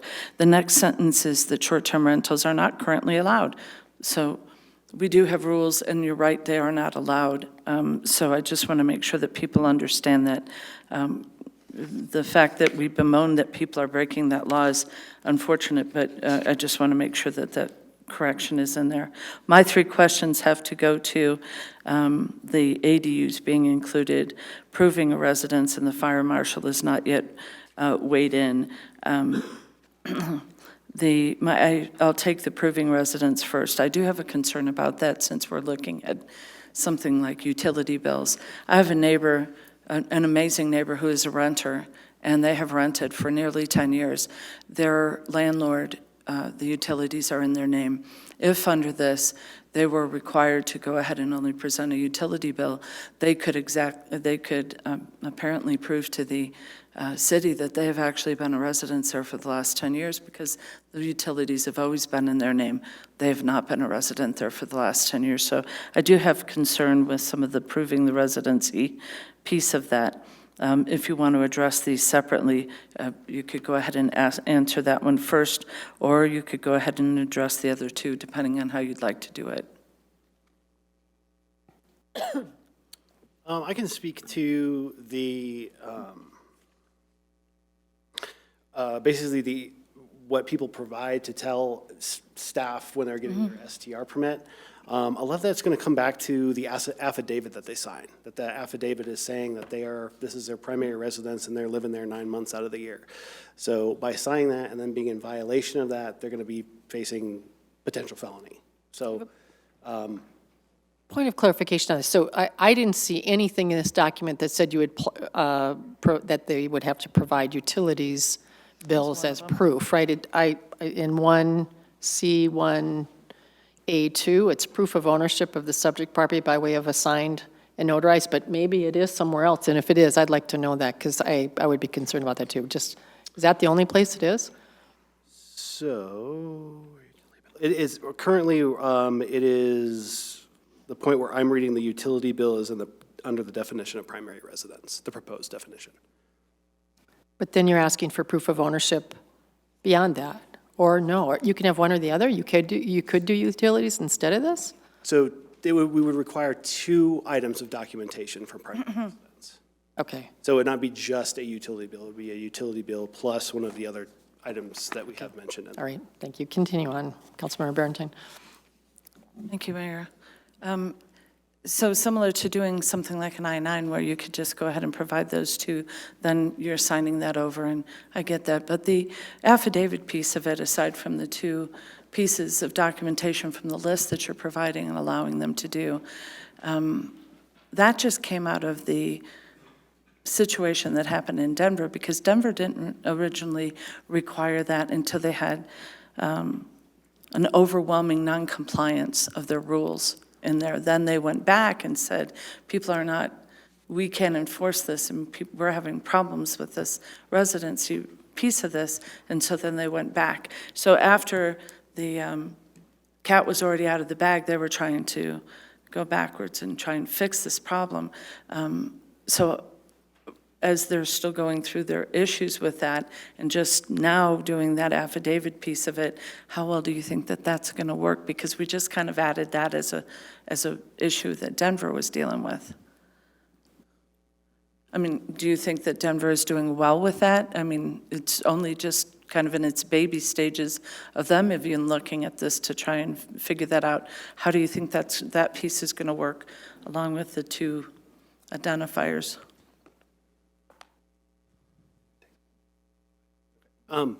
Well, I think that, considering that STRs are kind of a new monster throughout these communities, I think there's going to be a learning curve. I think there's probably going to be some adaptations that need to be made. And I think that if the ordinance is flexible enough and if it's something that we want to come back and take a look at, if some problems arise, then we can have that opportunity to make those changes and tighten up the regulations if we need to, and make things a little bit more stricter if we need to. Okay. But considering since this is a very new phenomenon, and it's kind of other communities are trying out these STR regulations, are we going to get an A+ the first time around with everything? No, but not every planning thing does, and that's why you allow for provisions and changes in the future. And I'll add that the permitting process is a every year process, so there's going to be checks every year, so we won't issue a permit and then 10 years down the road, it's all of a sudden we're looking at it again. So there's that security in there that they're going to have to prove this every year and provide these documents before they get their permit reissued for the next year of operation. So there's hopefully a check there that we can notice if anything peculiar is happening with the ownership or anything like that. And then my second question was about the ADUs, talking about being flexible. The ink is hardly dry on the ADUs, and people were told at the time that the ADUs were done that they were not going to be included as rentals, and now all of a sudden they're a piece of this. Could you speak to that a little bit, please? That was the recommendation of Planning and Zoning, that ADUs be allowed to have an STR in them. However, it would be either the ADU unit or the primary residence on the property. It could not be both. Mm-hmm. The primary explanation the Planning and Zoning Commission had was that they're looking at STRs as, a short-term solution to those in the community that need housing to stay, if their family is in the hospital, and that just being another option for them to have if they couldn't find housing. I just want to clarify that it was the recommendation of the Planning and Zoning Board to was. not allow ADUs to be short-term rentals when they originally presented it, that they were not going to be on there. So within the short period of time, then it seems to be a change of they changed their mind. Possibly. I don't Okay. remember the discussion on ADUs. And then just your STRs. comment on the fire marshal has not weighed in yet. Since we're talking about safety issues, I mean, there's pretty heavy regulations on hotels, even bed and breakfast and boarding houses, which had their heyday, which had their popularity and then faded and became problems for the community. But since we're looking at trying to make sure that we're keeping these visitors in our community safe, why has the fire marshal not weighed in yet and been part of this process? I will certainly reach out to her tomorrow morning and have an answer by first reading. No, I guess what I'm asking is why isn't it part of the process for her to be in there? Because fire, we don't want anybody to burn to death in a house that may not be ADA or accessible or have the right fire extinguishers or whatever. So we would want to know what the requirements for those kind of things are for a house, depending on how many guests, how many bedrooms. So I'm surprised it's not part of the process. Okay. Right. All right. Thank you. That's all I had, We Mayor. also didn't bring that up the last time we saw this, so we're discovering new things as well. Mayor Pro Tem Russell. Thank you. So on the yearly relicensing, if over the course of a year, staff starts observing that there are problems that need to be fixed, would this have to come back to council to change the ordinance to enforce, or would they be administrative approvals for the licensing? For the licensing, it would be administrative approvals, and if there are violations throughout the year, they get 3, and then we would have the option of revoking that permit on that property.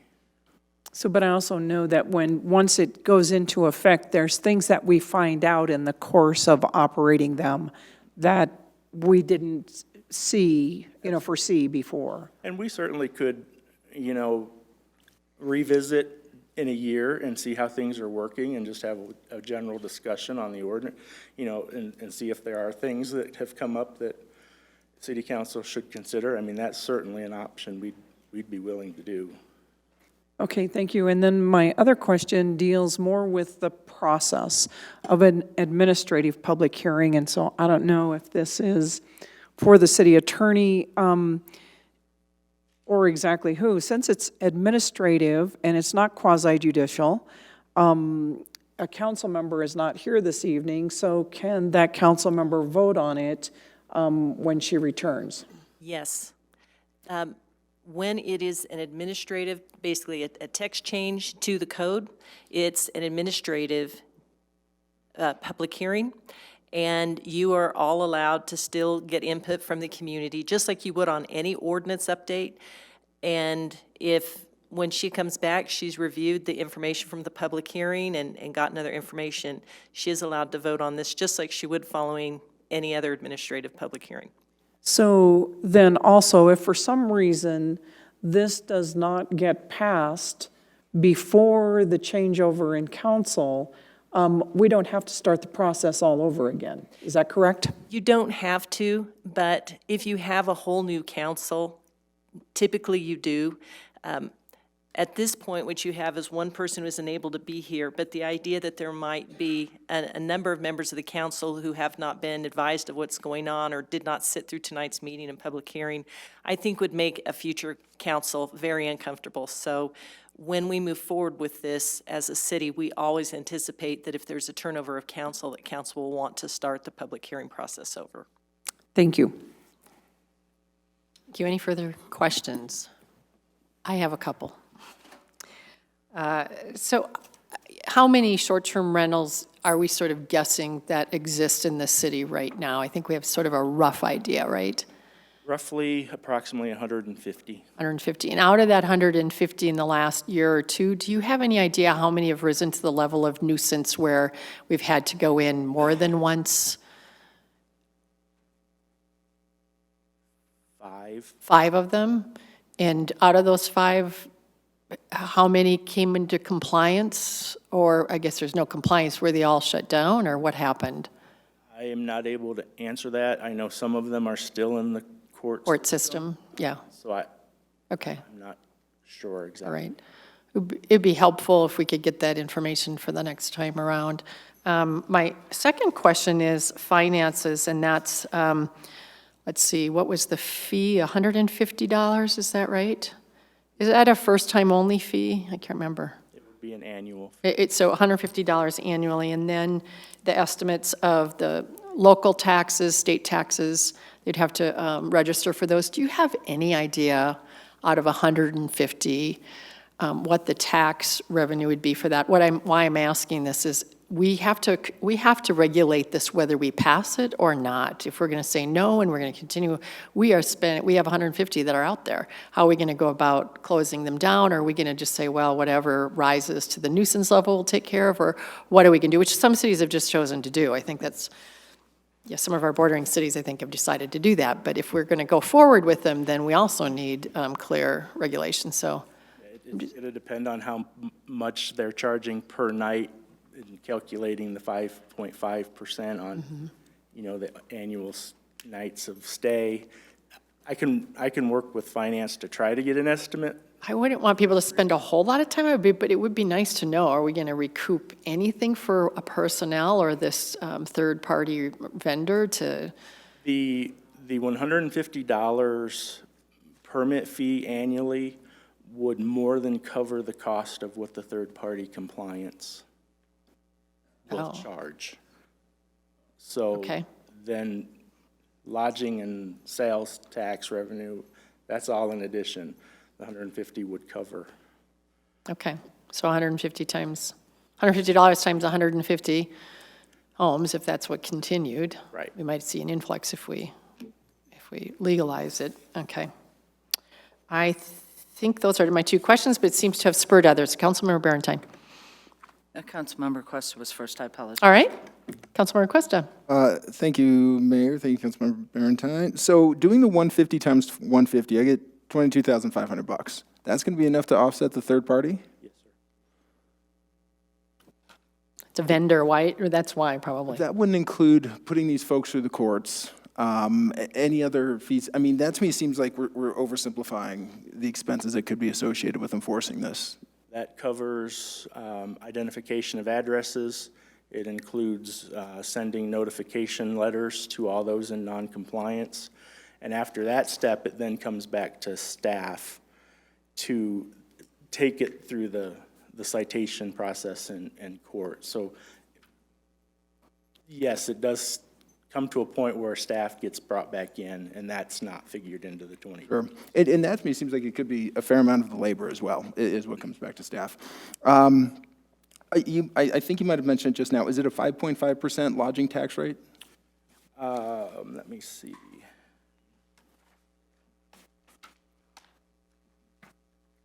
It is lodging tax at 2% and sales tax at 3.5. Thank you. And Mr. Sampson, earlier you mentioned that if somebody falsifies this document, that they're saying this is their permanent residence, and this has been the tactic in Denver, they've treated that as a felony.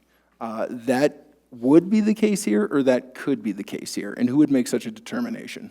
I think that could be the case here. I'm just going off what we've seen happen in Denver. Sure. So ultimately, that would be a decision for any sort of charging officer. City Attorney Brown, I might bring you in on that one then. I know Denver's been treating that as falsifying a document to a government agency. So who would make that determination in Englewood if we find somebody has been found to have violated that? So it would not be prosecuted under the short-term rental code. If anybody signs a document that requires them to attest under oath as to the veracity of the statement above, and what they've stated within that document is untrue, the document can be turned over to the police and prosecuted as one of the levels of criminal fraud. And that's what Denver's doing. So that is not specifically a violation of short-term rental, that's a violation of the fraud laws. Thank you. And so that would be the Englewood Police we're turning it over to. That wouldn't happen at the county level. That would be local here. Thank you. Thank you. Councilmember Barrington. The number has changed quite a bit. I mean, when we were in study session, and I know that you don't have a way to actually get an accurate number because you have multiple locations going on multiple sites, but it was like 180, and then earlier you said 100 to 125, and now you say 150. And I think the idea that we would be closing down 150 of them and having to go through some legal process probably is not the case. I think the reason the number's gone down might be because we've clarified that they are illegal. So I want to make sure that we get a little clarification that we don't actually have a specific, really great grasp of exactly how many are currently illegally operating right now in Englewood. You're correct. We don't. We're just going on by what we see on the listings and doing a quick estimate. And then we wouldn't have to shut them down. I mean, we wouldn't have to, say there are 100, and we wouldn't actually have to shut them down physically. It's not like a place where you would go and board them up or something. They just would stop doing what they're doing. I mean, they could just stop doing what they're doing, and we wouldn't have to go through a prosecutorial process in order to shut them down. They could just stop. Well, they would receive a cease and desist order. If you knew they were doing it. If they were doing it and this ordinance were not in place. Mm-hmm. And then we'd have to continue monitoring whether they're continuing to list on those sites. And if they are continuing to list, then we could be facing. As we do with every law, though. Yeah. We have to monitor the speeders even after the cop was there for 2 weeks. Maybe they start speeding again. All of the laws have to be continually enforced. Is there, for the city attorney, the current rule would be that they still do right now face up to a year in jail, I think it is, and $2,500 a day or something like that for every violation, for every day they're in violation, whether it's the sign law or weeds. That's kind of the maximum amount that they can be charged, isn't it? That's what you had stated earlier. Yes, Title I, Chapter 4, General Penalty Clause states that the violation of any provisions of this code can be punished by a fine not exceeding $2,650 or imprisonment for a term not exceeding 360 days, or by both such fine and imprisonment, unless otherwise stated within specific section of the code. So it is a possibility that we could still have a third-party enforcement and be well compensated by the people who were stubborn enough to bring it that far, would probably pay for that enforcement. All right, thank you. Any further questions? All right. Thank you very much for your presentation tonight, and we now have two different groups that want to present tonight. The first is all persons opposing the proposed amendments to the Unified Development Code Title 16 relating to short-term rentals and wishing to speak. We have probably 1, 2, 3, 4, 5, 6, 7, 8 people here. So I'm going to call you up, and you'll be sworn in, so the clerk will do that. I do want to say at the outset of this that I know this is a really contentious issue. We've already gotten a little preview of that tonight. And I would ask that you be very, very respectful of one another, not clap, not hoot and holler because someone's got your perspective, because there will be different opinions, and everyone, I want to have them feel welcomed here tonight. So clapping or hollering at some people and not at others can be, or also doing it meanly. I just want to have it be a calm place for everyone to feel very welcomed with whatever the opinion is that they have tonight. So with that said, let's start with Ms. I think Kelsey Renner. And everyone has 3 minutes tonight. All right. Do you swear or affirm to tell the truth, the whole truth, and nothing but the truth in this matter now being heard by the Englewood City Council? I do. Thank you. Please state your name and address for the record. Hi, my name is Kelsey Renner, and I live at 4040 South Jason Street. Good evening, Mayor Olson, Mayor Pro Tem Russell, and members of the council. Thank you for the opportunity to speak to you tonight about short-term rentals. My husband and I have both lived in Englewood for more than 40 years. 20 of those years have been as homeowners. We are opposed to short-term rentals in residential neighborhoods, and I will explain why. We believe that the short-term rentals impact our quality of life in more negative ways than positive ones. We live 3 houses away from a house that was run as a short-term rental from March until September of this year. I would like to share our experiences with that short-term rental. The house was advertised on Airbnb for 13 people and was quite often rented out to groups that size from Thursdays to Mondays every week. It was also common for the renters to have parties or celebrations at the house, which would add to the 13 people already there. During the last 6 months, we have seen illegal and nuisance behavior that nobody would want from your neighbor. We've seen young teenagers using drugs as they walk down our street. We've had parking issues with renters and their guests using up the parking in front of neighboring houses, parking on sidewalks, and parking too close to driveways. We've had noise issues late at night. This goes from everything from people arriving and unpacking in the driveway to after-concert parties in the backyard. We've seen and heard people in their front yard at all hours of the night smoking, vaping, and talking on cell phones.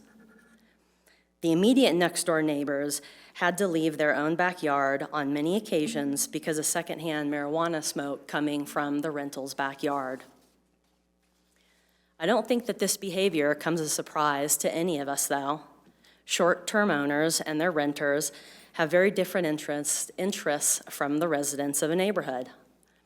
The owners of a short-term rental are looking to maximize their investment at the expense of our neighborhoods. The short-term renters are on vacation or are looking for a place to party, often with no regard to the neighbors around them. As residents, we want to enjoy the peace and quiet of our homes, our yards, and our neighborhoods. We want communities where we know and we help each other. We don't want a revolving door of people, parties, and problems as our neighbors. Residential neighborhoods are for homes, not for hotels, and we urge you to keep it that way. Thank you for your time and thoughtful consideration on this ordinance. Thank you. Next up is Cian Dickerson.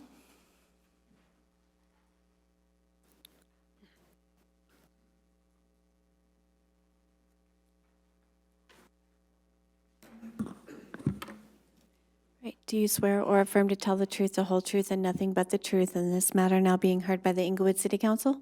Insofar as my opinions are truth, yes, I do. Can you state your name and address for the record, please? Cian Dickerson, District 1. Thank you. The regulations proposed should not be passed. It's bad code. There is a lot wrong with the analysis. For instance, that STRs are not currently allowed. That which is not specifically prohibited by law is allowed. STRs are not obviously prohibited, and they're not necessarily commercial activities either. The last 4 budgets even specify that short-term rentals defined as less than 30 days are subject to the lodging tax that motels and hotels are subject to. People wanting to rent out a room occasionally for a little extra income are not necessarily engaging in a commercial practice. Long-term rentals like 31-day rentals of a house, even in a residential zone, are not prohibited, nor are they subject to a lodging tax or any such rules that are currently being proposed. If a home business is allowed in any residential zone, then renting a room occasionally for short periods of time or exchanging homes for short periods of time should also be allowed or not prohibited or licensed or subject to these overreaching and onerous rules. These proposed regulations will not and would not have prevented the party house that caused Tammy Williamson and her neighbors so much disturbance. They certainly would not have stopped the situation that I endured for 5 years with a series of hourly or daily or overnight rentals that resulted in constant traffic, incidents of domestic violence, car thefts, and storage of those stolen vehicles on the property, drug deals, safe haven for meth users and other felons. These regulations proposed are a bureaucratic nightmare that will be costly for the city and therefore to taxpayers. These rules will not prevent the nuisance situation, nor will it make any money for the city.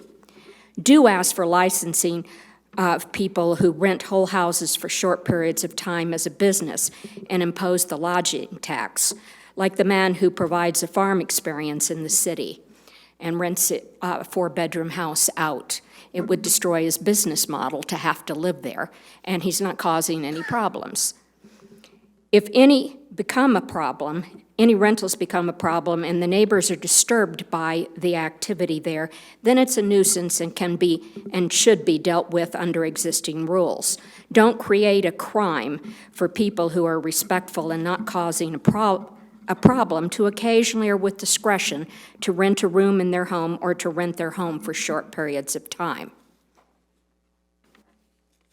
Thank you very much. Next up. No questions? We don't do questions in public hearings. Thank you, though. Next up is Ms. Marcy Brown.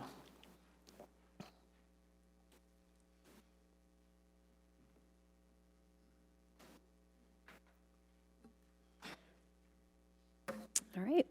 Do you swear or affirm to tell the truth, the whole truth, and nothing but the truth in this matter now being heard by the Englewood City Council? I do.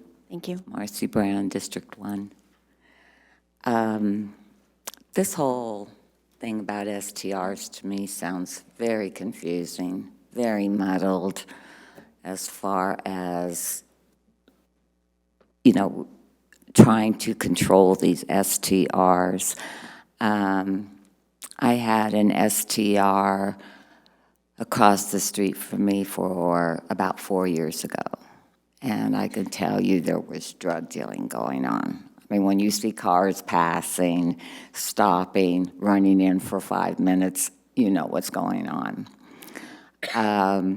Also, they used to let off fireworks, like at 1 o'clock in the morning. And by the time you call the police, they were hightailing it back into the house. So I am opposed to STRs. And I'm kind of confused about that. If they are illegal, why are they continuing to operate? At least as of tonight, they are considered illegal, if I'm saying that correctly. So why have they been allowed to operate? Another problem that I see is that they said that STR shall not exceed 2 adults per bedroom and may not exceed a maximum of 8 occupants. But if there's 8 people, do you think that there will only be 2 cars out on the street? I kind of find that hard to believe. And also, how does the city know, or how could they regulate what these people are actually paying? Maybe they could say that they're only paying a few $100s, when in reality they may be paying more than that. So how would you be able to regulate that? I guess I don't understand that either. I just think that STRs are a nuisance. I don't think they have any place in our residential areas. And, you know, that's what we have motels for, don't we? You know, for the short-term people that want to visit Colorado or whatever the case may be. So I'm just weighing in that I'm opposed to this. Thank you. Thank you. Next up is Ms. Vicki Hoffman.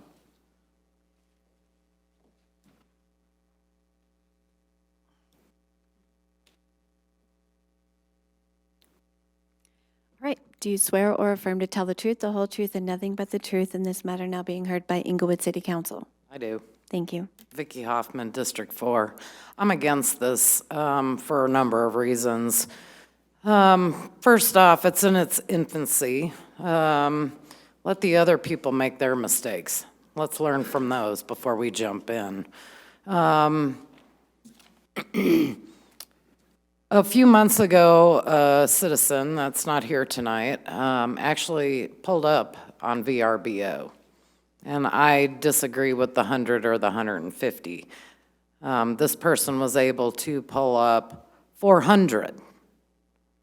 So until we can police the 400 legally so that they are not operating illegally,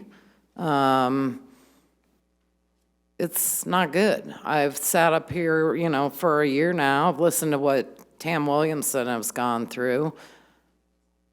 We're a landlord. I don't want this for our neighbor or for our tenant. That's his house.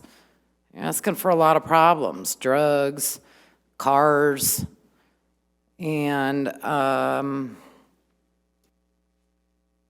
don't think this is a good fit right now. And maybe something down the road, but I don't like the idea of possibly hotels. I think that the hospitals, if people have a situation where that requires overnight stays, would be, hospitals should be able to direct them and help them in that situation. And I'm opposed to this, that's all. Thank you. Thank you. Next up is Katie Pluff. Katie, I think it's Pluff. No? Maybe he's left. Next is Maureen White.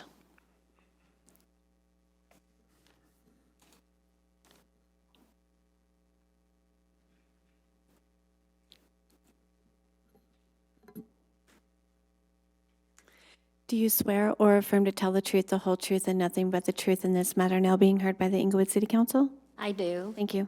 Maureen White, District 1.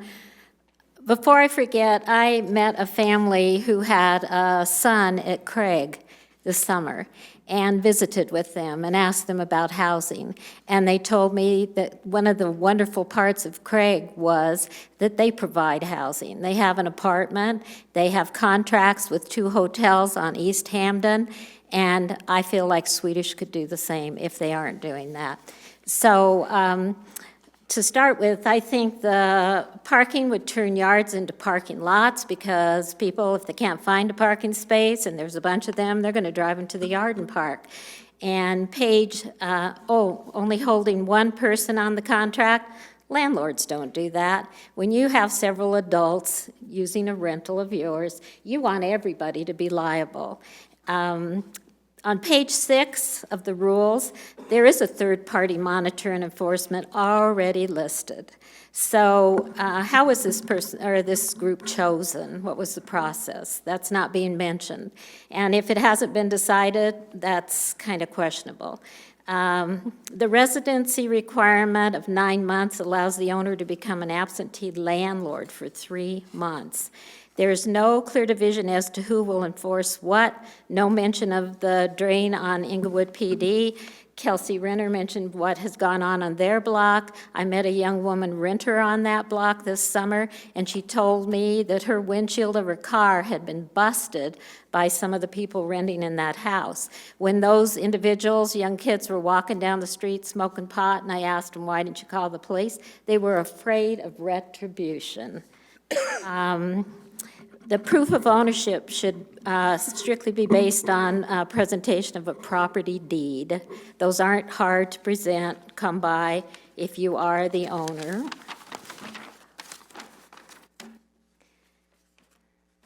So the city ought to include citizens in at least one study session on topics like this, because despite the 14 study sessions, here we are with incomplete information, some I don't knows I can find out. And the last thing I want to talk about is our Englewood goals from our comprehensive plan.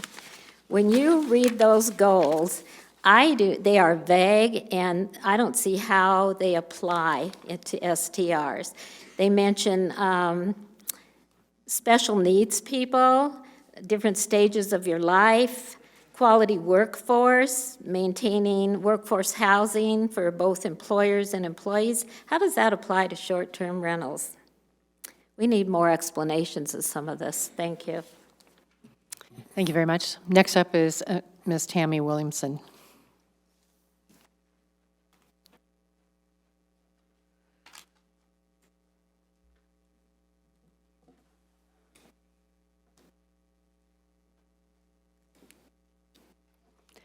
Right. Do you swear or affirm to tell the truth, the whole truth, and nothing but the truth in this matter now being heard by the Englewood City Council? I do. Thank you. Please state your name and address for the record. Tammy Williamson, 4198 South Washington. I'm just going to reiterate things I said the last time I was here because they are rock solid and true. The facts that are that short-term rentals artificially inflate rental costs. Short-term operators profit from converting long-term living spaces into short-term rentals, which means fewer homes on the market for families and long-term renters, which drives rent sky high. Short-term rentals make it impossible for most families to live in their current neighborhoods. As long-term renters get priced out of their neighborhoods, the only people that remain are the ones who already own their home. Short-term renters attract disruptive visitors. The influx of out-of-town visitors upsets the peaceful enjoyment of long-standing residential neighborhoods. They have no stake in the community, no reason to care how the neighborhood around them suffers from their vacation activities. Short-term rentals threaten to take jobs away from hotels and hotel employees. It is unfair to the hotel industry and threaten their jobs. Short-term rentals ignore zoning restrictions and make virtually any residence into a hotel and party house. They hardly ever obey house rules or use designated parking spaces, and more often than not, it's not just them at the residence. It's all their friends and family. Why? Because it's far better to have someone else clean up, and the cleaning deposit has already been paid for. And a party of 4 produces 3 cans of trash in 3 days. Imagine that when you have a party of 8 every day. Plus, it doesn't matter to them if they anger the neighborhoods because they will never have to face them again. They can do whatever they want. And any party over 4 is a party, and every whole house rental is a party house. There's no doubt about that. It's undisputable. We experienced it every day for a year and a half, and none of these rules will fix any of that. 8 people in a house is a party. It's a party house. No matter how quiet they try to be, they're slamming their car doors and setting their alarms in the middle of the night, and hanging out outside is noisy and it's disruptive. And plus, I can't stand the fact that they keep using nurses as a crutch. You know, it's not, they make a whole lot of money to travel. And I think staff tries to make them out to be like Doctors Without Borders, like this poor, people starving and volunteering their time, but in fact, they're paid very, very, very well to travel, no matter how far, to work. Sorry, your time is now up. Okay. Thank you very much One for last coming. thing, I want my zone, I want the R1 zones out.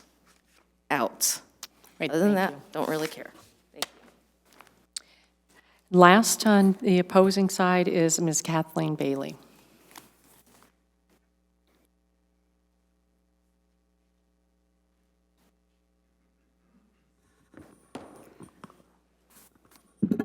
All right, can you raise your right hand? Do you swear or affirm to tell the truth, the whole truth, and nothing but the truth in this matter now being heard by the Englewood City Council? I do.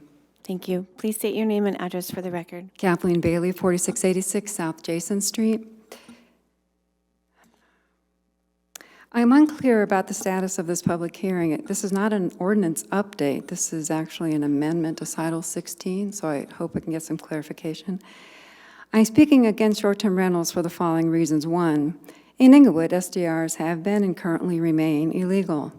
I recommend listening to the February 21st, 2018 P&Z meeting initial discussion on STRs, and perhaps during that meeting, enforcement is compliant-based, and SDRs have been successfully enforced in the past based on complaint. Harold Stitt clarified that adding them to code, amending the code, just decriminalized the current illegal operation. There clearly seems to have been some moratorium on enforcement during this period of promoting legalization, but finally, enforcement has begun again to finally relieve Tammy Williamson and others of the outrageous sufferings she and others have had to endure over the last couple of years. And if Littleton can deny STRs and enforce without paying $75,000 to another individual outside agency, then I expect and demand the same from Englewood staff.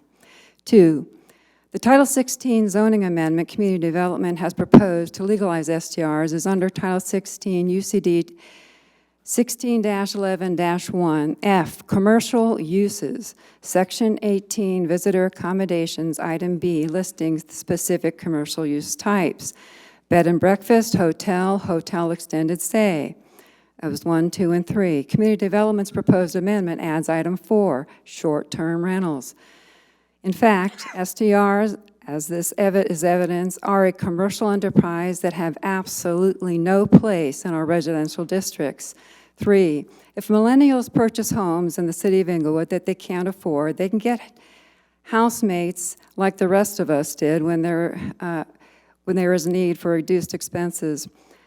Seniors and other citizens have done this before. 4, P&Z public hearing, 6 citizens attended a vote against, 1 citizen attended a vote for. One illegal STR exists in one ADU within Community Development's pet project Shriners PUD that first introduced both townhomes and ADUs above garages in our R1C neighborhood. SDRs are currently illegal in Englewood. Keep it that way. And I want to repeat number 5. One of the illegal SDRs exists in one of the ADUs within Community Development's pet project, the Shriners PUD, that first introduced both townhomes and the ADUs above garages in our R1C neighborhood. Thank you. Thank you very much. Next, we have those who signed up for favoring the proposed amendments. First up is, I believe it's Torin Brown.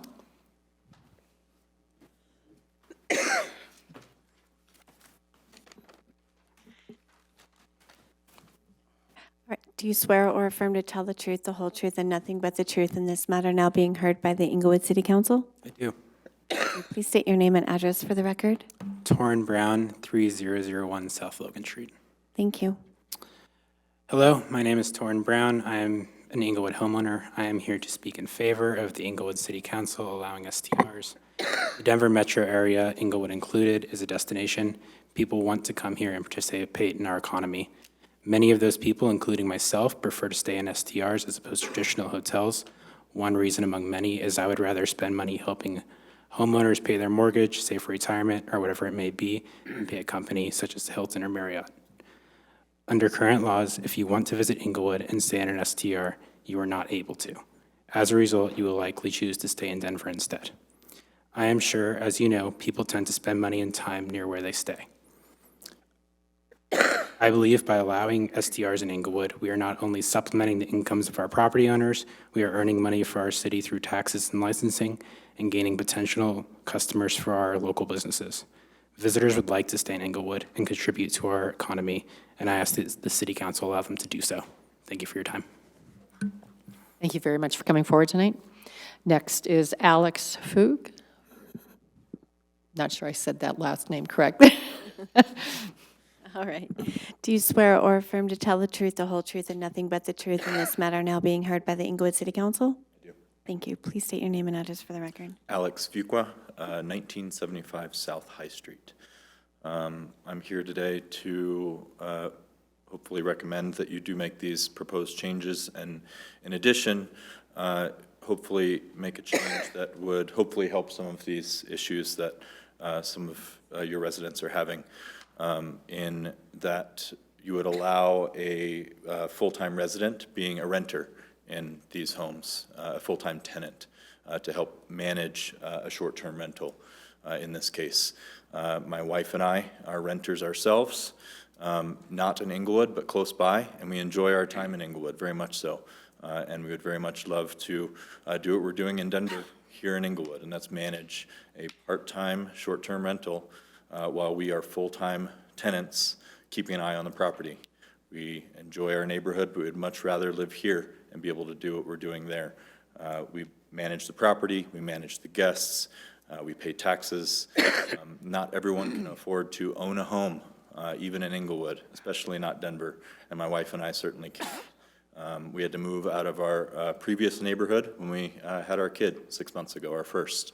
And even Englewood wasn't able to help us out on the affordability side, but Denver, with its current regulations, does allow that, and that's where we are at the moment. So just to the rest of Englewood that is having these issues, allow a potential full-time tenant to be on site and to be the person that you can rely on in your community, knock on the front door, someone that you know by name and that you can say hello to in the morning and in the evenings. If you do have issues, put someone there. It doesn't have to be a full-time property owner that claims full-time residents.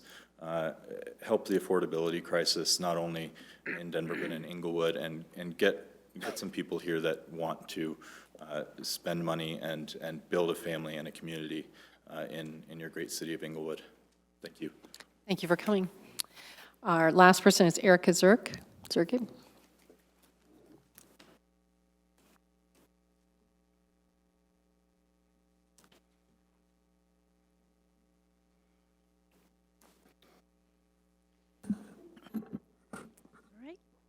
Do you swear or affirm to tell the truth, the whole truth, and nothing but the truth in this matter now being heard by the Englewood City Council? I do. Thank you. I'm Erica Zirke. I live at 3395 South Logan Street, and my remarks tonight are just my own. They're not intended to represent any business or organization that I'm involved with. Just want to make that clear. I am here speaking in support of allowing short-term rentals in Englewood. The regulation of short-term rentals ought to be easy. Apply for a license, follow the guidelines, and if there are violations or if you become a nuisance, revoke the license. I realize regulation and enforcement are far more nuanced in reality, but I think the root of this question is bigger than whether we want to allow short-term rentals or not. I think it really goes to the heart of the American dream. That set of ideals that says you can be whatever you want and have whatever you want as long as you're willing to work hard enough for it. Some people living right here in Englewood have achieved that dream. They got a job, they worked hard for 40 hours a week for decades. That allowed them to buy a house and car and support a family, and now many of them get to enjoy a well-earned retirement and collect Social Security to supplement it. It's a wonderful life. Unfortunately, that version of the American dream is out of reach for most younger working people today. The Wall Street Journal states it better than I can. Crushing student loan debt, rising housing costs, stagnating wages. Over the last 3 decades, these big changes have reshaped the financial lives and dreams of many young Americans. There's little money for savings or retirement, and creative ways of making money outside of the traditional 40-hour work week are some people's only hope for middle-class security. Short-term rentals allow people to earn a little extra money to help make ends meet in an economy in which it is increasingly difficult to get ahead. Young people hear it all the time. Pull yourself up by your bootstraps.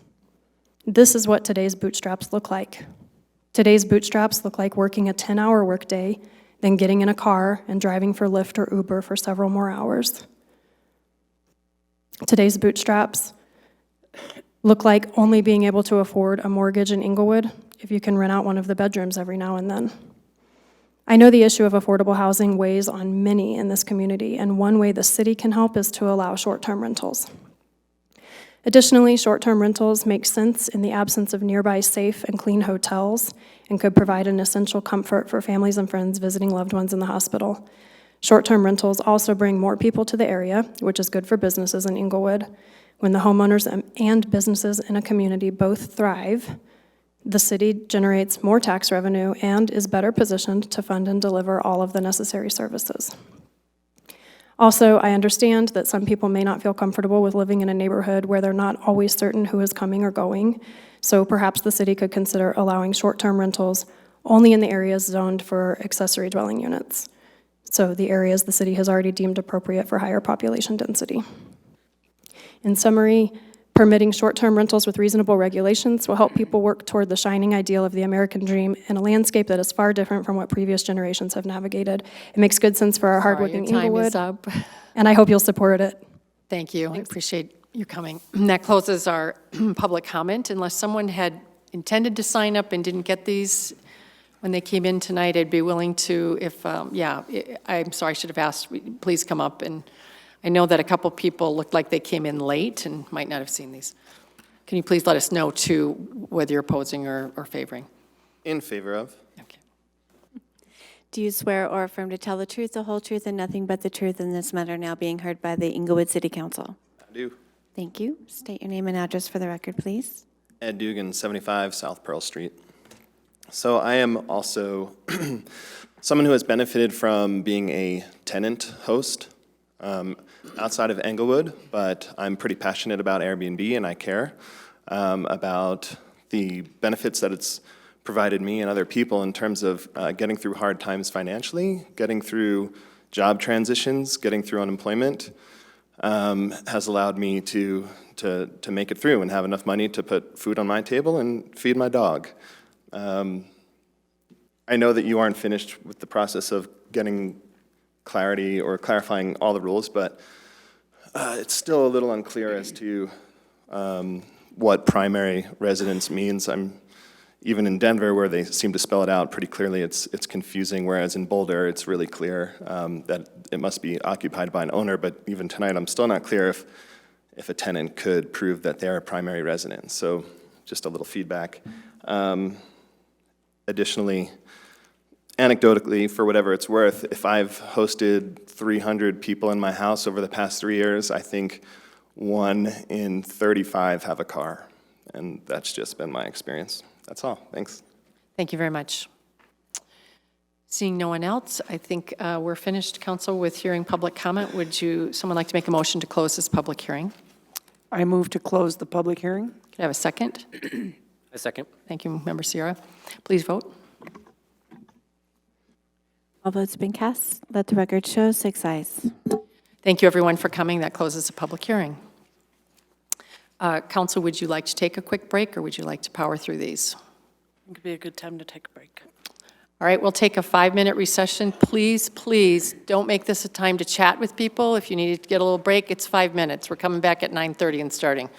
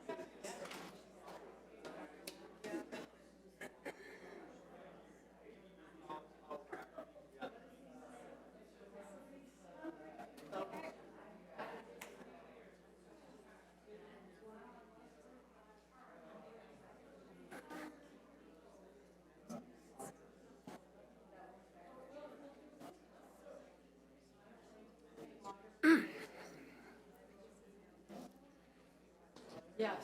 I think we should every hour.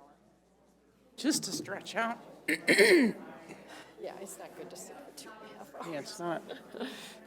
I think my iPad's running out of steam. It's fully functioned as.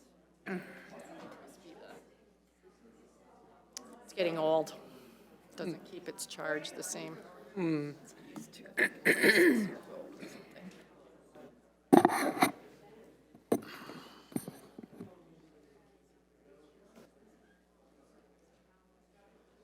If council members could take their seats.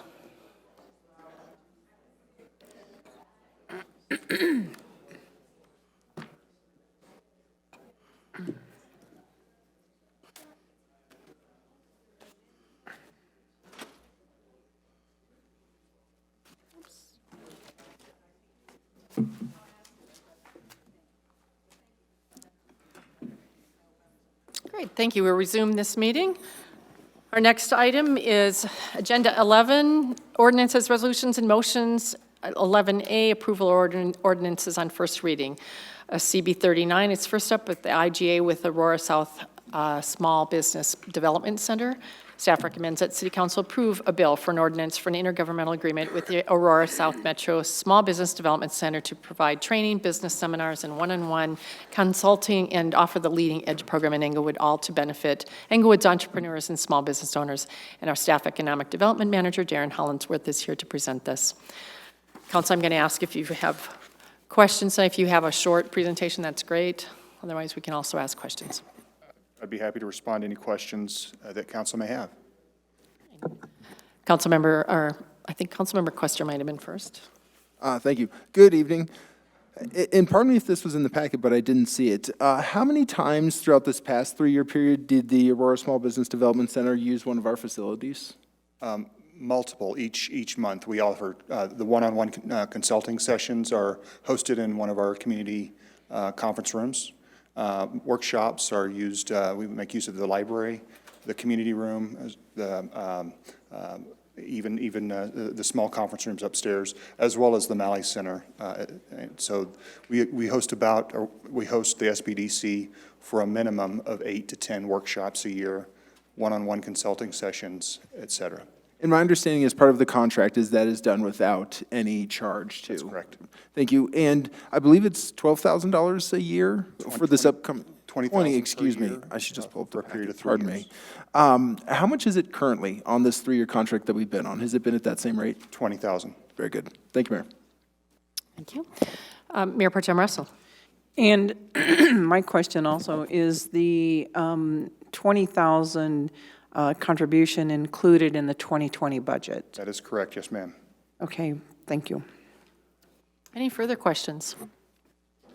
Could I have a motion to approve 11A1? I move to approve 11A1, the IGA with Aurora-South Small Business Development Center. A second. Thank you. And any further discussion? Seeing none, please vote. All votes been cast. Let the record show. 6 ayes. Thank you. Our next item is 11A2, CB 43. Staff recommends City Council approve the proposed bill for an ordinance adopting the 2020 budget. Staff Finance and Administrative Services Director Maria Sabata is here to present. Good evening, Mayor and City Council. We've had an opportunity to talk a lot about the 2020 budget, and we are finally here tonight for the first reading, so I'll open it for any questions. Mayor Pro Tem Russell. I see in reading this that the general fund balances. The question is the enterprise funds do not balance. I mean, it seems like most of the enterprise funds, the expenditures are more than the revenues, except for perhaps the golf course is self-sustaining. And I guess probably the ones I'm concerned about are the water fund, the sewer fund, and the storm drainage fund. Are you asking a question of whether they are balanced or not in the perspective, or how, what are you asking? They're not balanced, so how long can we sustain spending more than we're taking in? Do you have a comment to that, or would you? I don't know that I'm able to answer that question because we have been having several discussions with council regarding the need for increased fees to sustain and also deliver maintenance, continued maintenance on our infrastructure. And so I think that those are questions as we move forward into further study sessions regarding those possible fees, that we have that discussion. Thank you. I'll ask a follow-up to that. Is the budget balanced, given the revenues that we've had and the funds, the reserve funds that we have, in order to make this enterprise work? So in the effect of whether or not it's balanced, I believe the definition that the council uses is the sources equals the uses of funds. To the extent that there are ending balances at the end of 2020 that are estimated in all of those funds, we have the necessary funds available to support the ongoing operations into 2020 as the budget was presented to you. Thank you. We have a great thing. I'll let Member Barentine go. I think the Mayor Pro Tem's question is well stated, and that is that I appreciate the work that you did on the general fund budget, and that we're not using reserves, because we can't use reserves to go ahead and balance that, and you guys did a great job with that. There are some problems, though, with these funds. If you take, for an example, the storm drainage fund, if we're using those kind of funds in a year, and we've already raised the rate, and we're reducing what we have, an estimated ending balance of $530,000, especially than the monies that we're using, and I believe that the increase is already in there, is it not? Councilmember Barentine, in terms of the sewer fund, yes, the increase is in the sources of funds. In there, but not the storm drainage fund. We have not raised rates okay. for the storm. So her point is well taken, that by the end from using this, we will have reduced what we have at the end of this year of $530,000 to only $248,000. That would make sense. Then in 2021, we'll have nothing if we keep going that way. So we either have to, in this budget process, make sure that we're addressing those issues so that that doesn't happen, or figure out how we're getting more revenue into there, because otherwise it will be zero or a negative in 2021, and that would not be good stewardship for us to do that. Correct, and I believe we're planning on a future study session as well as an ordinance to increase storm drainage funds by the end of this year in preparation for next year, also in preparation for a bond issuance. And I think that's part of the question that we're asking, is how are we taking that into account? Because doing this piece of it right now without that being stated in here might be a little inappropriate.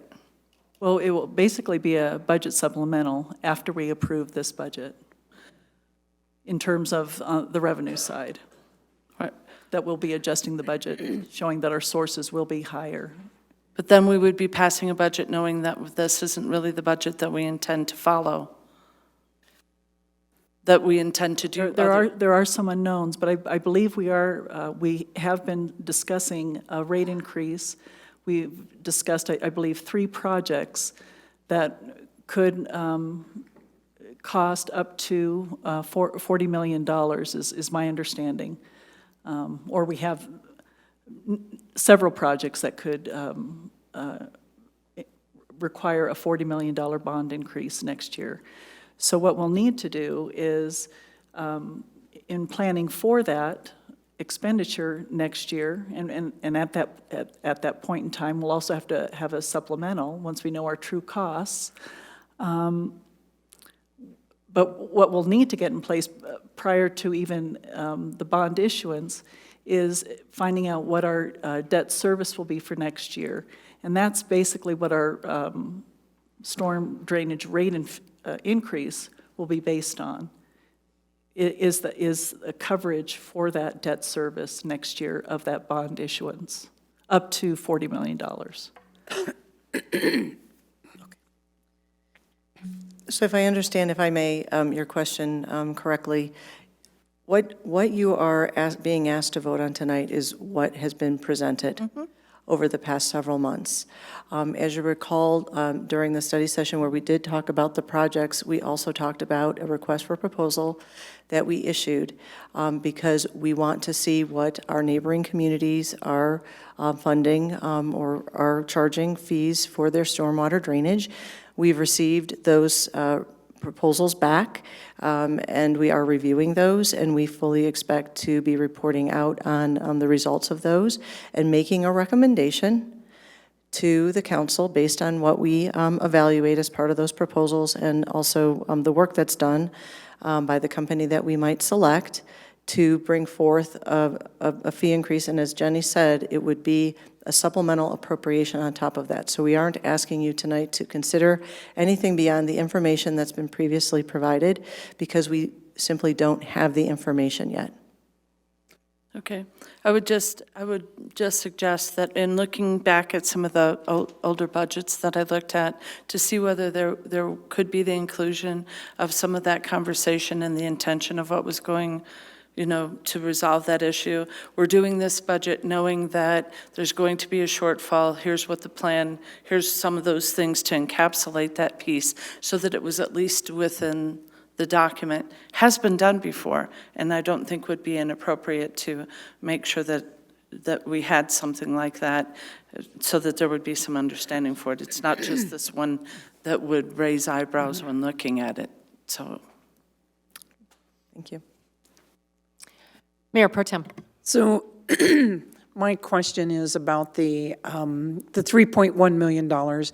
Have we, obviously, we haven't put it in here yet, correct? In the stormwater drainage fund, council, did we approve the fact that we could use $3.1 million of the reserves to deal with any of our stormwater drainage projects?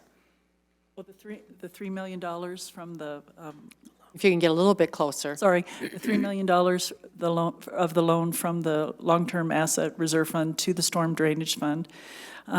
It's included in was it the resolution or an ordinance we had? I can't remember now, for that loan. And as you draw down that loan, then the storm drainage fund will eventually repay you upon that bond issuance. Right, but we haven't used any of that money or put any of the money there yet. Correct. So this is just based on what we have right now, and okay. Do we anticipate spending any more of? Is our balance going to be lower than this by the end of the year? To my knowledge, no. But I'm not sure. At this point, this is the budget that we're bringing forth for you to approve. And as we have more information from the work that this company does, we would come forth and do a budget supplemental, and we would expect that that would augment what is here. But we can't say that with exact certainty without that being done. Thank you very much. Other questions? Member Berentine. I would again ask that, and I've seen it done before, that when we have that kind of very specific situation where a lot of discussion went in and somebody said, okay, we're going to put that $3 million in there, that be included. This is how it's going to be handled. This is what the agreement was, so that we have some guidance through the year along with the budget on how we were going to be dealing with those. Councilmember Barrington, I think we heard that the first time. Do you have another question for them? I'm Because we glad, can I'm move on glad, to I'm we can glad, do a motion I'm and glad start the that you heard it the first time. I was clarifying what the Mayor Pro Tem said, and I think that it was just making a much better example of that. I think that that documentation then holds us, like the budget holds us, would be a little bit more guidance for us. So if we could get something where we're documenting that, because I think it gets forgotten. All right, I think we've heard it. Let's move on to the discussion, because that's where you've moved. I see no further questions of our staff Mayor, here. please. Do you have another question? You are the mayor, please be respectful. I am just asking, do Please you have be another question? I am being respectful. I'm trying to be respectful of our time and our staff who have presented this several times. Seeing no Please further take no more questions, time. please have a, could I have a motion to I move to approve? approve 11A2, Council Bill 43, 2020 Budget Ordinance. Could I hear a second? A second. All right. Now, discussion. I think it's a great idea to include that in there. It's unfortunate that those comments about that were not made in the several times that we've had this in front of us, but I think it's well taken to make that clearer if that's helpful to citizens. Are there other discussion items that you'd like to bring up in consideration of this tonight? Councilmember Barrington. Is it possible for those things to be included in the document as we move forward? Since they were already agreed on, I don't think they're changing anything, but if they're just documented, if we could include them, if that's possible. I guess that was a question, and perhaps you can come back up because it does seem like it's very important. And so I think that the money is included in the budget, correct? It's the description of what she's talking about of the transfer. Yes, I guess I'll ask the question.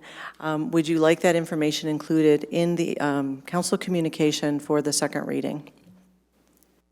I'm not sure whether I have the floor of the mayor right now, so I'll wait.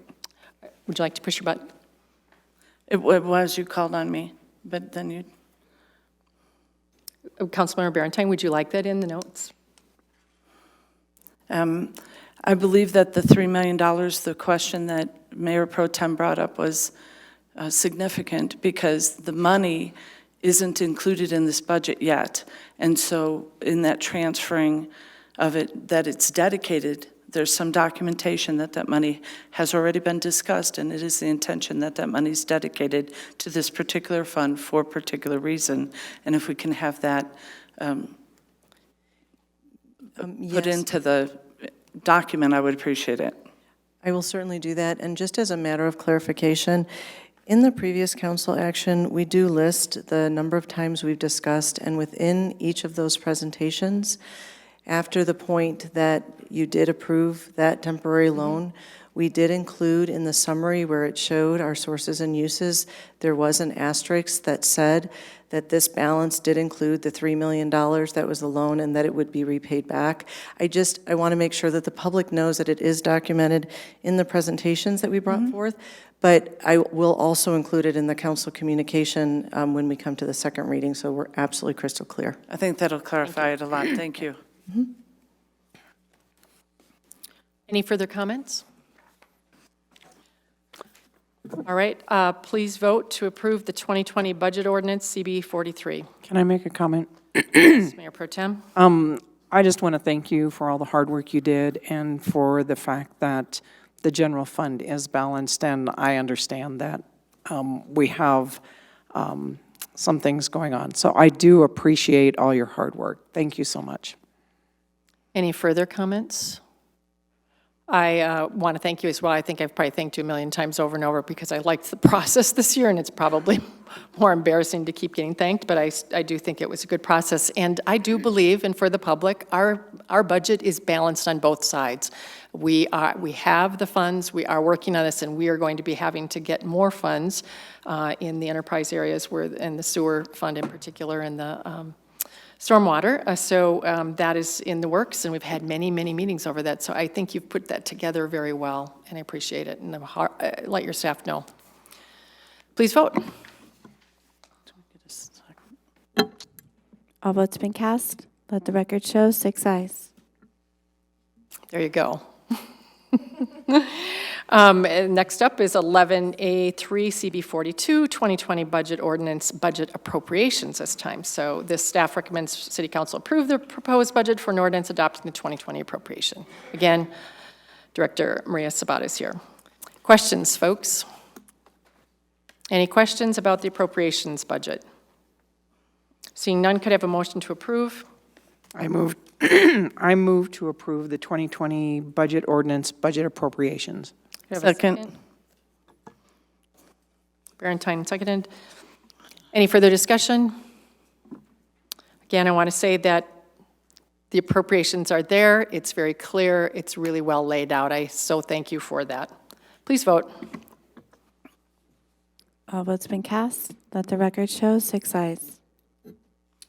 Next up is 11A4 CB46. Staff recommends City Council approve the proposed bill for an ordinance adopting the 2020 South Platte Water Renewal Partnerships budget. Finance and Administrative Director Maria Sabat is here once again. Questions, Council? Mayor Pro Tem? The question that I have, on the consolidated budget summary, where is the South Platte Water Renewal Partners budget? There really is no budget, and I know I've asked this question in years past. The revenues are $28,669,307. The expenditures are $28,669,307. I don't know how many people have the same bills every single month, how they can do that, and there is no budget here showing how the money is spent and the money that's coming in. I mean, I guess the fees are always going to be the same. I assume that. Well, for the South Platte Water Renewal Partners, they're not able to have a tax or administer a tax. They're not able to issue bonds. And so under that particular definition, they also are not required to have a budget under the state law. This is more administrative on our side to present a budget on their behalf. The funding for the South Platte Water Renewal Partners comes from the sewer funds of both the City of Littleton and the City of Englewood. And the reason why your revenues and your expenses equal each other is on a monthly basis, both cities reimburse the South Platte Water Renewal Partner of the cost for that prior month. So that's why they're able to have their revenues and their expenses equal each other. So how do we know if that's true? How do they get more money if they're not making enough money? Well, they don't necessarily make money. I mean, as I said, I mean, that they do have some revenue sources separate from the cities of Littleton and the cities of Englewood Sewer Fund. For example, septic hauler fees. Connector agreements? Well, the connector agreements fall through each of the city's sewer funds. So their costs are distributed to all their customers, not only the City of Englewood, but also the connector districts. So everybody pays in, and it's allocated through the cities of Littleton and the cities of Englewood based on those connector districts feeding into those interceptor. So how would we know if they then feed into the South Platte Water Renewal Partner, but Peter's here. Wasn't sure if you're... Yes. If you can bend it up to you, that would be great, the microphone. Peter Van Rye, South Platte Water Renewal Partners Director.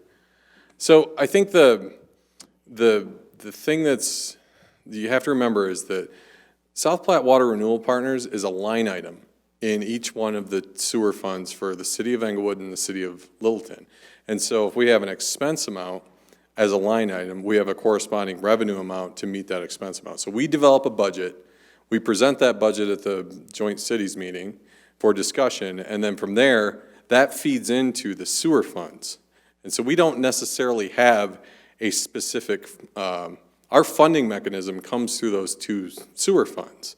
And so all of the connector districts are agreements with each one of the cities, not with South Platte Water Renewal Partners. It's agreements with the cities of Littleton and the city of Englewood. And so the reason why the revenues and the expenses match is because you're just showing a balance sheet of if we have this expense for this line item called South Platte Water Renewal Partners in Englewood's sewer fund budget, we need a revenue amount. That's why it matches every year. The actual sewer fund itself takes into account that line item plus the collection system line item plus any future savings or buildup of funds to pay for future projects, and that ultimately becomes a sewer fund budget. And so it's its own budget because of the by-city agreement, but it splits and feeds into the two cities' sewer funds, and that's why the revenues match. So That's why it's always exactly the same. I'm sorry. Okay, so when you're doing your budget, you're sending that information to the city because the city has to put the budget in the sewer fund. Absolutely. That's exactly right. Okay. And so, at the Joint Cities meeting this year, you saw the cost of service analysis that we're doing. So we are we can only do a cost of service at South Platte Water Renewal Partners. The next step is what I've talked about in past meetings where we're looking at the rate and fee study for the sewer fund. One is for Englewood, and then Littleton is doing their own version of it in a parallel timing perspective. And so that's where you determine what is the rate model, what is the rate structure, what's the fee structure. So whether it's individual rates to homeowners or fees to tap fees, that all gets built into a rate model to ensure that the revenues that are being generated meet the expense requirements of those two funds based on our budget line item plus the collection system line item. Does that make sense? It does make sense, but now I also have the question that Ms. Hoffman asked earlier tonight about the $8.41 administrative fee to every household. When we do the rate study, will all of that be taken into consideration? When we look at the rate study, and I'm not exactly sure what the 841 reference is, but when we are looking at again, the first step is that master plan that we talked about. So we have to understand what the needs are. That's what the master plan does. So that tells us the needs. From that point in time, we give that information to a rate and fee consultant that then looks at the expense requirements and then looks at the possible rate generation possibilities through the customer base, which for South Platte is 300,000 people. And so at that point in time, a rate model is developed, which assigns a certain amount to tap fees, a certain amount to actual administrative fees, a certain amount to a fixed fee, and potentially a certain amount to a variable fee. But all of that is worked out, and then what we'll do is we'll come forward and we'll say, these are what the proposed expenses are to build the system how we propose that it should be built and upgraded. Here's the revenue requirements to do that, and here's the rate structure that generates that revenue to meet that expense need. Thank you. And I apologize for getting off track a little bit, but thank you for explaining that. Councilmember Barrington. Part of so this is the budget that you do and that you present to the cities. And so when you, if I'm understanding just want to repeat it again. Sure. So that when you do this budget and then you go, I provided service, pay me from the two cities.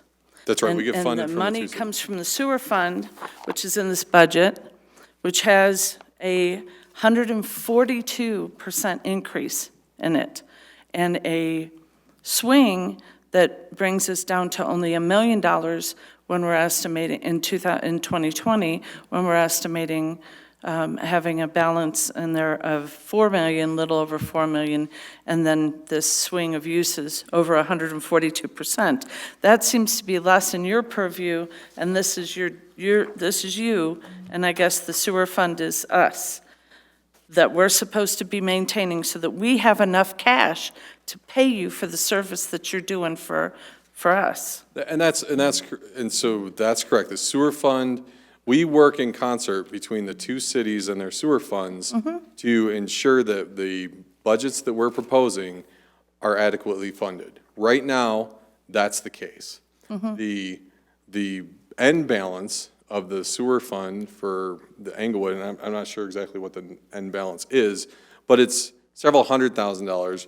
And what we eventually want to do over time, what I believe. They're anticipating, according to this, they're anticipating an estimate ending of 4.3 million this year, and next year only 1 million. Would you give us a page number that you're looking at? Hmm? Councilmember Barrington, would you give us the page number that you're looking at? That's page 135. It's the ending available funds. Right, and so that ending available funds is based on the budget needs of our budget, assuming we spend the whole budget, and then that we're allocated, and then also the corresponding needs of the collection system for the sewer, for the Englewood sewer as well. Right, and so now what I'm asking then, if this is you, then I guess I'm asking them why we had 140% swing in the money, because it goes from $4 million down to $1 million, and I'm just wondering, again, if we're going to include the information on how we're going to resolve that. It appears, Councilmember Barentine, the majority of that is through the capital outlay. And between the operating costs and the, looks like more operating costs, we're anticipating the estimate of 2019 about 8.8 million, and we're budgeting for next year 12.7 million for operating costs. Right, and so again, with what got brought up before about like the tap fees and things that we were talking about, to try to make sure that we weren't constantly just draining that system down, if we could either have that included, and if we don't believe it's going to be included, you know, that we understand that we're going not in a good direction. Sure, and I think I can help explain this. So the proposed budget end for 2020 at 4.3 million, we underspent what some of our, we underspent our budget at South Platte Water Renewal Partners this year by our estimates were around $2.5 to $3 million. And so what that does is that Excuse me, you said underspent, right? Underspent. Right. I just want to make sure that was heard. So we underspent. So we had capital projects that were delayed in starting. We had capital projects that took longer to get starting. And this is a common occurrence with these kinds of funds, is you try to estimate the schedules of these projects and try to dial them in and ensure that there's enough of an appropriation to meet those needs. And then oftentimes what happens is things get delayed or things take longer to get started, at which point we have excess funds available at the end of the year, which is why you're at 4.3 million. And then what we look at is for next year, we have our anticipated capital program and our anticipated operational program, of which we want to ensure that we never exceed the appropriation, but underspending the appropriation gives us, if that occurs, gives us the buffer to then move that again into the next year. And so we try to, we don't want to, we never want to exceed appropriation. And so what we do is we schedule our projects in a way that that ensure that we never hit that, we never actually hit that point where we could potentially exceed. And so we will generally have an excess fund balance that's higher than what we originally estimate. The estimate is the worst case. Does that make sense? And I see that, and having gone back for a few more years besides 2015, that you generally had this kind of, you know, around 20% something, unless you had something like the biogas where it sucked $4 million out, and then you had that 90% dip down, and then it was 414 over last time. But if we don't address that piece that we were talking about, we won't ever grow to that $17 million reserve that Littleton has. So when you say that we didn't spend it, that would have evened those 2 years out. That is correct. But that would have just evened them out to practically this kind of zero philosophy instead of what we were talking about with the tap fees and stuff. So that's what I was trying to find out. And I will say you're absolutely right in that 2-year window. And this is exactly what the rate and fee study next year is going to look at. is if we want to, if we propose that we want to build a reserve fund of X million dollars, that'll get built into the rate and fee study, which will then say, and here's the rates that need to be collected on a monthly basis, and here's the connection fees that need to be collected on a monthly basis in order to support that. And that's where we have a dialogue with the council to say, well, what's the amount we really want to support? What are the rates and fees that we think the community can support? And through that discussion, we build a financial plan that goes beyond this 1 and 2 year approach to more of a 5 and 10 year approach, and ultimately we look at 20 year, but generally a 5 and 10 year approach, so that we can build that over time while still completing the projects that are necessary to keep the systems running. Okay, and I appreciate that, and I think we could just add that along with the explanation that's in there with one caveat, and that's that it is my understanding from the contract that we still need to maintain a $3.5 million reserve in this fund, and it's not there. I mean, that we would ever budget and go against the contract that we have for the expansion that we did previously, it probably isn't a good idea. So I'm not understanding why we would have necessarily gone under that as well. So I guess those two things are going to be addressed in there. I have a little problem agreeing with this piece when it's not in compliance with the contract. I'll defer that. Councilmember Barentine, the beginning funds available balance that you're seeing is not the total fund balance. Okay. Funds available is like a working capital, so it's your current assets minus your current liabilities. So we're not looking at your full fund balance here. So you are in compliance of the 3.5. We'll get you that explanation in the communication. I would appreciate that, Explain along with the fee rate study is going to be done, and some of that verbiage just helps when people look at the budget. Yes, no, I Thank you agree. very much for that. You're welcome, thank you. All right. Could I have a motion to approve 11A4? I move to approve 11A4, the 2020 budget ordinance for the South Platte Water Renewal Partners. I'll Could I have a second. second? Could I have a second? I did. Okay. Member Barentine, jumping in there. Discussion, any further discussion? We've gone over this several times, so I appreciate your being patient with this all. I think that it's hard sometimes to figure out some of the funds around. People get asked questions and we have to explain it, so appreciate your patience with us. And again, thank you for all your work on it. Please vote. All votes been cast. Let the record show 6 ayes. Agenda item 11A5 is CB 45. Staff recommends City Council approve the proposed budget for an ordinance adopting the 2020 South Platte Water Renewal Partner appropriations. So again, Director Maria Sabata is here to answer questions. Any questions, Council, for her? Seeing none, could I have a motion to approve? I move to approve the 2020 budget ordinance for the South Platte Water Renewal Partners appropriation. And could I have a second? Discussion, any further discussion? Councilmember Barentine. I appreciate all of the work that you guys did, and I hope that you understand that if we just sat here and approved this budget without giving some of that information and explanation, that doesn't look good to our constituents. They want to know. It doesn't matter how many times we've talked about it or how many meetings we've had.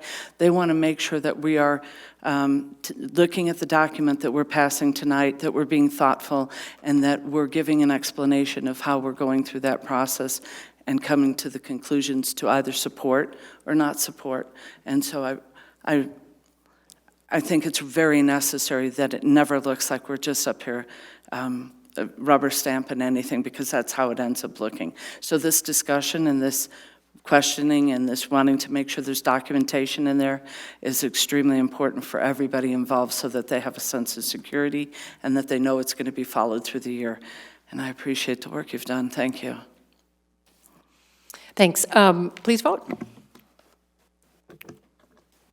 All votes been cast. Let the record show 6 ayes. The next is 11A6, CB 44. Staff recommends City Council approve the proposed bill for an ordinance for the 2020 mill levies. And again, Director Maria Sabata is here. Questions, Council? Seeing none, could I have a motion to approve? I move to approve the 2020 budget ordinance mill levies. I have a second. A second. All right, any discussion? All right, please vote. All votes been cast. Let the record show 6 ayes. Assume that was not a rubber stamping, but a good support. Next is 11A7, CB 41. Staff recommends City Council approve a bill for an ordinance regarding corrections and updates to municipal code references to the Englewood Local Liquor and Marijuana Licensing Authority. And Allison McKinney Brown, our city attorney, is the one who will be answering questions for this. Just to give you a quick overview of this, nothing in here is new. We've had so many marijuana and alcohol changes at the state level coming through to the local level requiring ordinance updates that we inadvertently changed a section of the code having to do with the local liquor marijuana licensing authority back to what it originally was because we've been moving through them so fast before they had a chance to get codified. So we need to bring that back to what City Council had already approved. But when I was visiting with the city clerk's office about making this update, correction back to 261, they mentioned to me that there are more updates coming through from the state having to do with marijuana, and they requested that we clean up the rest of what we've actually got before we have to bring the new stuff back to City Council so we have a clean starting place. So in addition to the Scrivener's error that's in 261, we're bringing forward some requests to update those sections that to change the language of the director so it's clear that that's the official designated to issue a license. And those sections of the code that didn't show the new statutory sections, we brought those in and cleaned those up, and all of those have to do with the liquor licensing authority. So this is a cleanup ordinance. There's nothing new here, but when we made the error of undoing that section, we can't fix our own error. It has to come back to you. So that's what this is. Mayor Pro Tem Russell has a question. So a Scrivener's error is really an error that staff inadvertently made rather than the codifier. Correct. Because when it goes to the codifier, they just go ahead and put it on the Muni code. Right. So the codifier would have to codify the error. Okay. So no, the Scrivener's error was a staff error. Okay, thank you. Other questions? Seeing none, could I have a motion to approve? Oh, Councilmember Cuesta.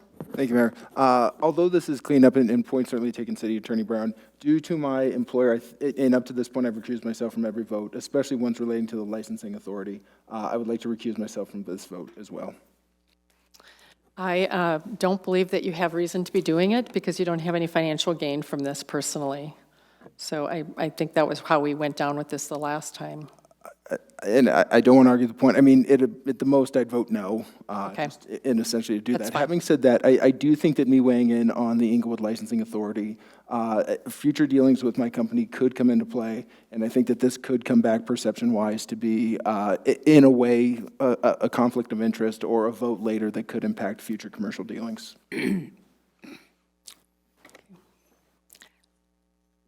I'm still going to ask you to vote. You can vote no if you'd like.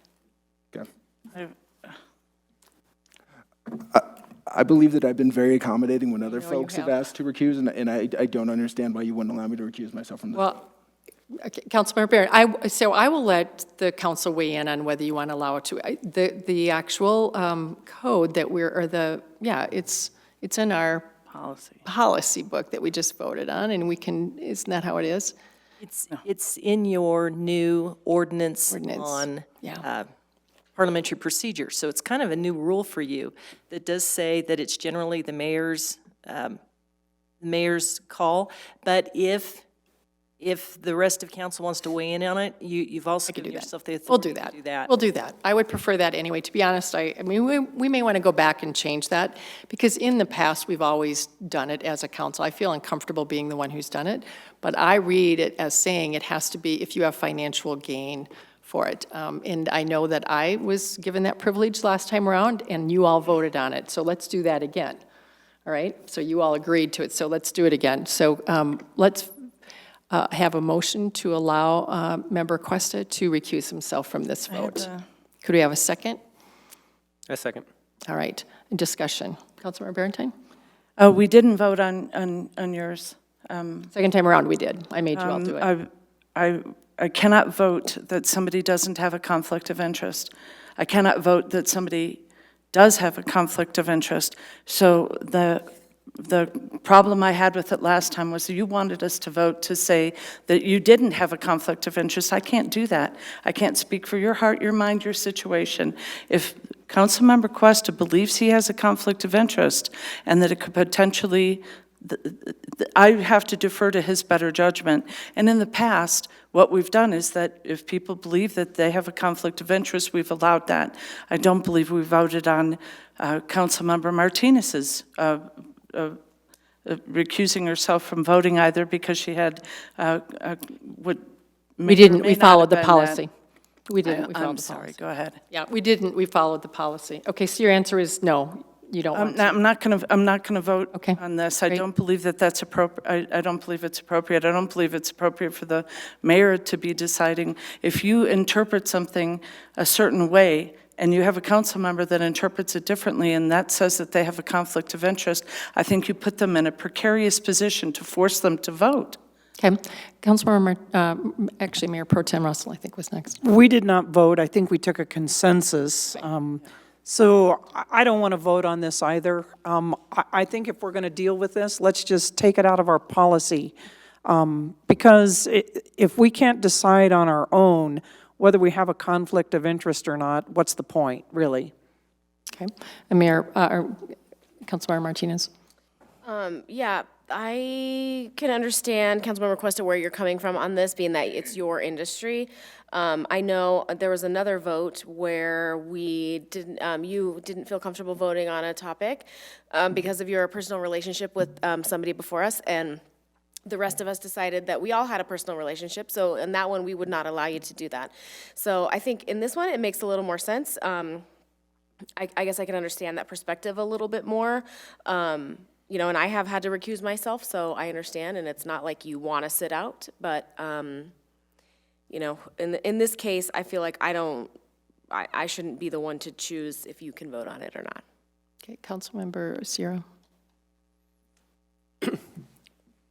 I too understand where Councilmember Cuesta is coming from. I think in this specific situation, though, I think it falls kind of with the latter where we did have a personal relationship, because this is just an update to a mistake that we had on an ordinance. So I don't see the conflict of interest, but I understand the aspect of Member Cuesta, just the perception of a conflict. So I would prefer for Councilmember Cuesta not to recuse himself in this situation. There's only two of us, so. Yeah, I so think he's exactly. I was like, recused. I think So we're down go at ahead. this. So let's go ahead and let you recuse yourself, and then we'll let it come back to a study session to look at that part. City Attorney, if we can bring that back to decide, perhaps it may be after the election, because it might be new people and different ways of thinking about it. It won't be a problem to update that. And we've said that all along, so thank you. Appreciate it. I don't want to be making decisions like that either, and I do think we need to have more clarity about when and when not, especially if we end up with more than four of us that think we have conflicts of interest. So please vote for the CB 41. I don't know I had a motion. No, I don't. So please, motion to approve. I move to approve 11A7, an ordinance pertaining to the Englewood Local Liquor and Marijuana Licensing Authority. Could I have a second? I second. Okay. Any further discussion about this change? Seeing none, please vote. All votes been cast. Let the record show 5 ayes and 1 abstention, the 1 abstention coming from Councilmember Cuesta. Thank you. I have a technical question on these votes now. When there's 6, 5, and 1, are those seen as they're unanimous, so they go to second reading goes to consent agenda? Is that right? When even though we didn't have 7 here, or does it not? That's totally a policy decision. That's not written down anywhere. That's just basically what this council's comfortable doing. What we have done. So you and Mayor Pro Tem can decide that tomorrow. Okay. So that actually is in my general discussion. Agenda item 12 is mayor's choice. And I did want to ask, are you, well, if you're okay with Mayor Pro Tem and I deciding whether all of these can just go into consent agenda, and then if you don't see what's in them, what you wanted in any changes for the second time around, we can also always pull them out. But that's sort of what I'm going to push for tomorrow. So when you're doing your council member's choice, if you'd like us to do something different than that, just let us know, because otherwise two of us will decide tomorrow. Because normally we just go into consent agenda the way we do it. So do you have a question about it? Yes, I have a question regarding that. So when would you like us to let you know? Well, tonight, if you want to see it not in consent agenda, just say during your council member choice time. That would be helpful. Member Martinez? So you were saying that if it is unanimous, then it goes to consent agenda? That was sort of our agreement with our policy, so we're always trying to figure out what to put into consent or which we shouldn't every Tuesday morning, and we're guessing sometimes, but usually there's a kind of rule. If it's been unanimous, we'll just put it into consent. But if you don't on the budget, I understand it, we'll just put it on regular. So, all right, so last week was nice to have a night off, wasn't it? The block party, however, the weekend before really was very good. I appreciate Jan Brown coming out. For all the people that worked on that, I know Tony Arnaldo and Chris Hargarth did just a wonderful tag teaming on that. Appreciate it. I know they ran into a few kind of crazy things at the last minute, which always happens, but you would never have known. So great work for everyone. And I guess my last thing is I want to thank Manager Lewis for the Friday emails we get from you with all these great updates, just wonderful nuggets. Thank your directors for what they're funneling to you, I know as well, but that you put that together, and I know sometimes you're doing it late on Friday night, and I hope it comes in maybe at 4:30 someday for you, and then you can go home. But I really appreciate those every time. Next, council member's choice. Who would like to begin? Anybody? Otherwise, I'll just start down here. Councilmember Cuesta? You bet. The two that I have, the first one, and I don't have the email in front of me, but City Manager Lewis, you mentioned that the EAF draft audit results had been released to us. It sounds like that was still going to be put into a final copy. Is that correct? Mayor, Councilmember Cuesta, great question. I apologize that after I got the final report early last week from the company that prepared that I didn't immediately notify you that we had a final copy, but we did immediately post it on the web because we did not have objections from council about posting it on the web. City attorney did review that, and so we posted it on the web last week. But just today, I let you know that it had been posted and sent you a link to that report. Thank you. That was, I think, greatly motivated by, we wanted the public to have full insight on EAF and really understand that a third party reviewed as well and reached whatever conclusions they did. I think it might not hurt to put that into a study session just so that we go over the results publicly. I would certainly leave that up to the group as well, but just so we could comb through that. And I'm glad to see it came back, and I'm glad it's out there too. The second one being, we now have that central repository where council members can place documents and the citizens can see them. How do citizens link that? I was just a bit unsure through the communication. That's through the city's website? Mayor, Councilmember Cuesta, that's correct. The same way that they access agendas and for both study session and council, there's now a link on that same page that links to iCompass, and they can see the documents that have been uploaded. In a couple of cases, I think right now we only have staff items unless someone uploaded something today, but staff has been putting a few items in that for council's review that are more just informational only. There's nothing that you would need to take action on. But yes, citizens and council can review and access. However, you all have editing rights to actually add things to that. I don't believe just average citizens have the ability to add things to that, but they can send that to you and then you can add it, or they can send it to staff and we can add it. Thank you. That concludes it, although I would like to echo the thanks and on the block party. It was a great time. Everybody I spoke with had a lot of fun. A lot of citizen volunteers too that I saw. So a great opportunity for participation.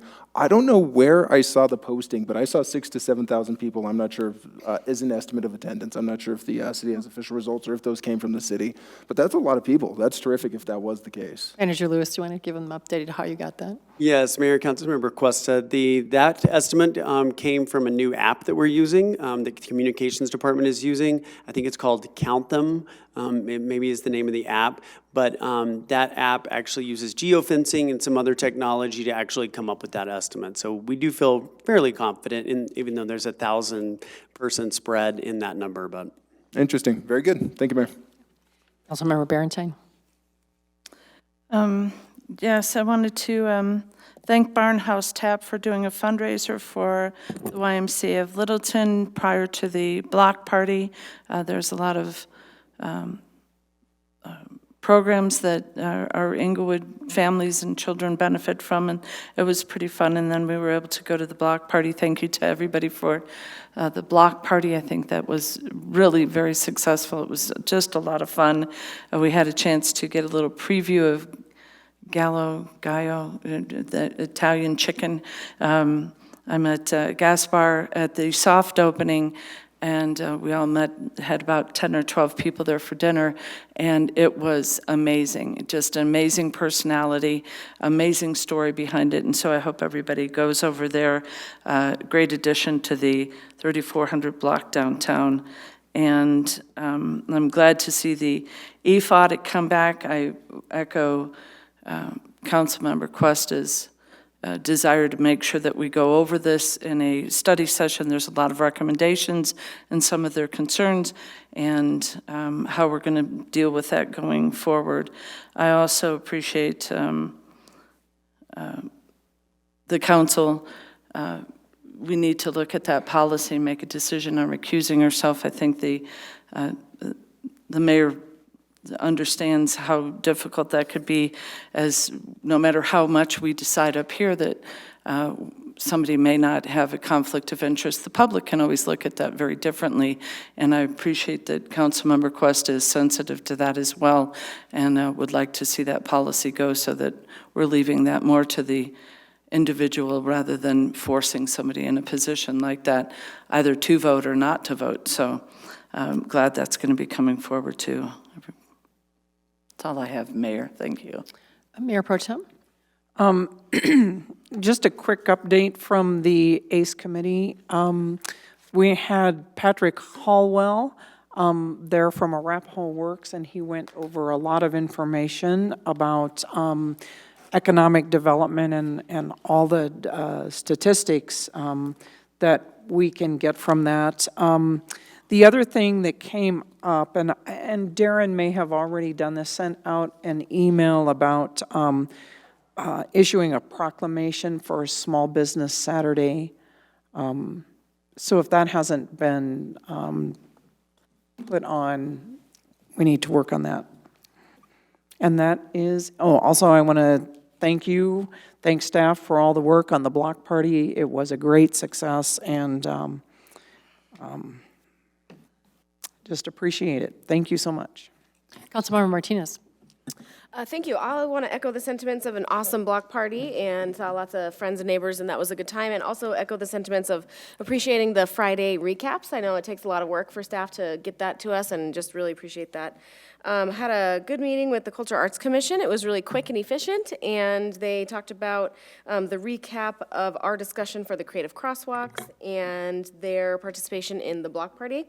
And their next artist meet and greet was originally scheduled for this week on Thursday, but they rescheduled it because it might snow and they want people to actually come. So I believe it's October 24th or 26th, so I'll report back next week when that is. Keep Englewood Beautiful and ETAC are not meeting this week. And in regards to your question, Mayor, about the consent agenda, I like that. I'm okay with that. If we all vote to approve, I think it makes sense to go on the consent agenda, so I'm fine with that. Thank you. Councilmember Sierra. Just on the consent agenda item, same thing. If we unanimous, makes sense to add it on there as well. And then also, I do want to thank everybody for the Englewood Block Party. Just an amazing event, amazing band. So if there's any way that we could, well, I'm sure that you're thanking them in some sort of way, but if we could thank everybody that was involved in that, they did an amazing job. So thank you. Might be a way we could do a thank you note to all the volunteers in particular, and then staff. I'm sure that There had to be a Tony lot. Arnaldi knows that, and there's others, yeah. But it was great. Nicely done. Manager Lewis, any report? Mayor, Council, just one item. Hopefully you received, maybe at your desks, they're hot off the presses and were mailed today. We do have a flood meeting coming up that you've all been invited to, and would encourage all of you to attend. Staff will be there giving a brief report on kind of the timeline and plans for stormwater mitigation efforts. But we also are really dedicating a full hour, and probably will stay as long as necessary, to hear any comments, questions, and concerns from the residents in that area, particularly those that were affected. And I do want to thank the mayor and Councilmember Cuesta for doing some welcomes and introductory remarks at that event, and we'll be glad to answer any questions. But the publicity has started in earnest for that meeting. It will be next week, October 17th. Is that next week? Yep. October 17th, next week, 6 p.m. to 7:30 p.m. at Clayton Elementary. Thank you. City Attorney? No report this evening. Okay, this meeting is adjourned. Well, good evening. See you at 8:30. No, and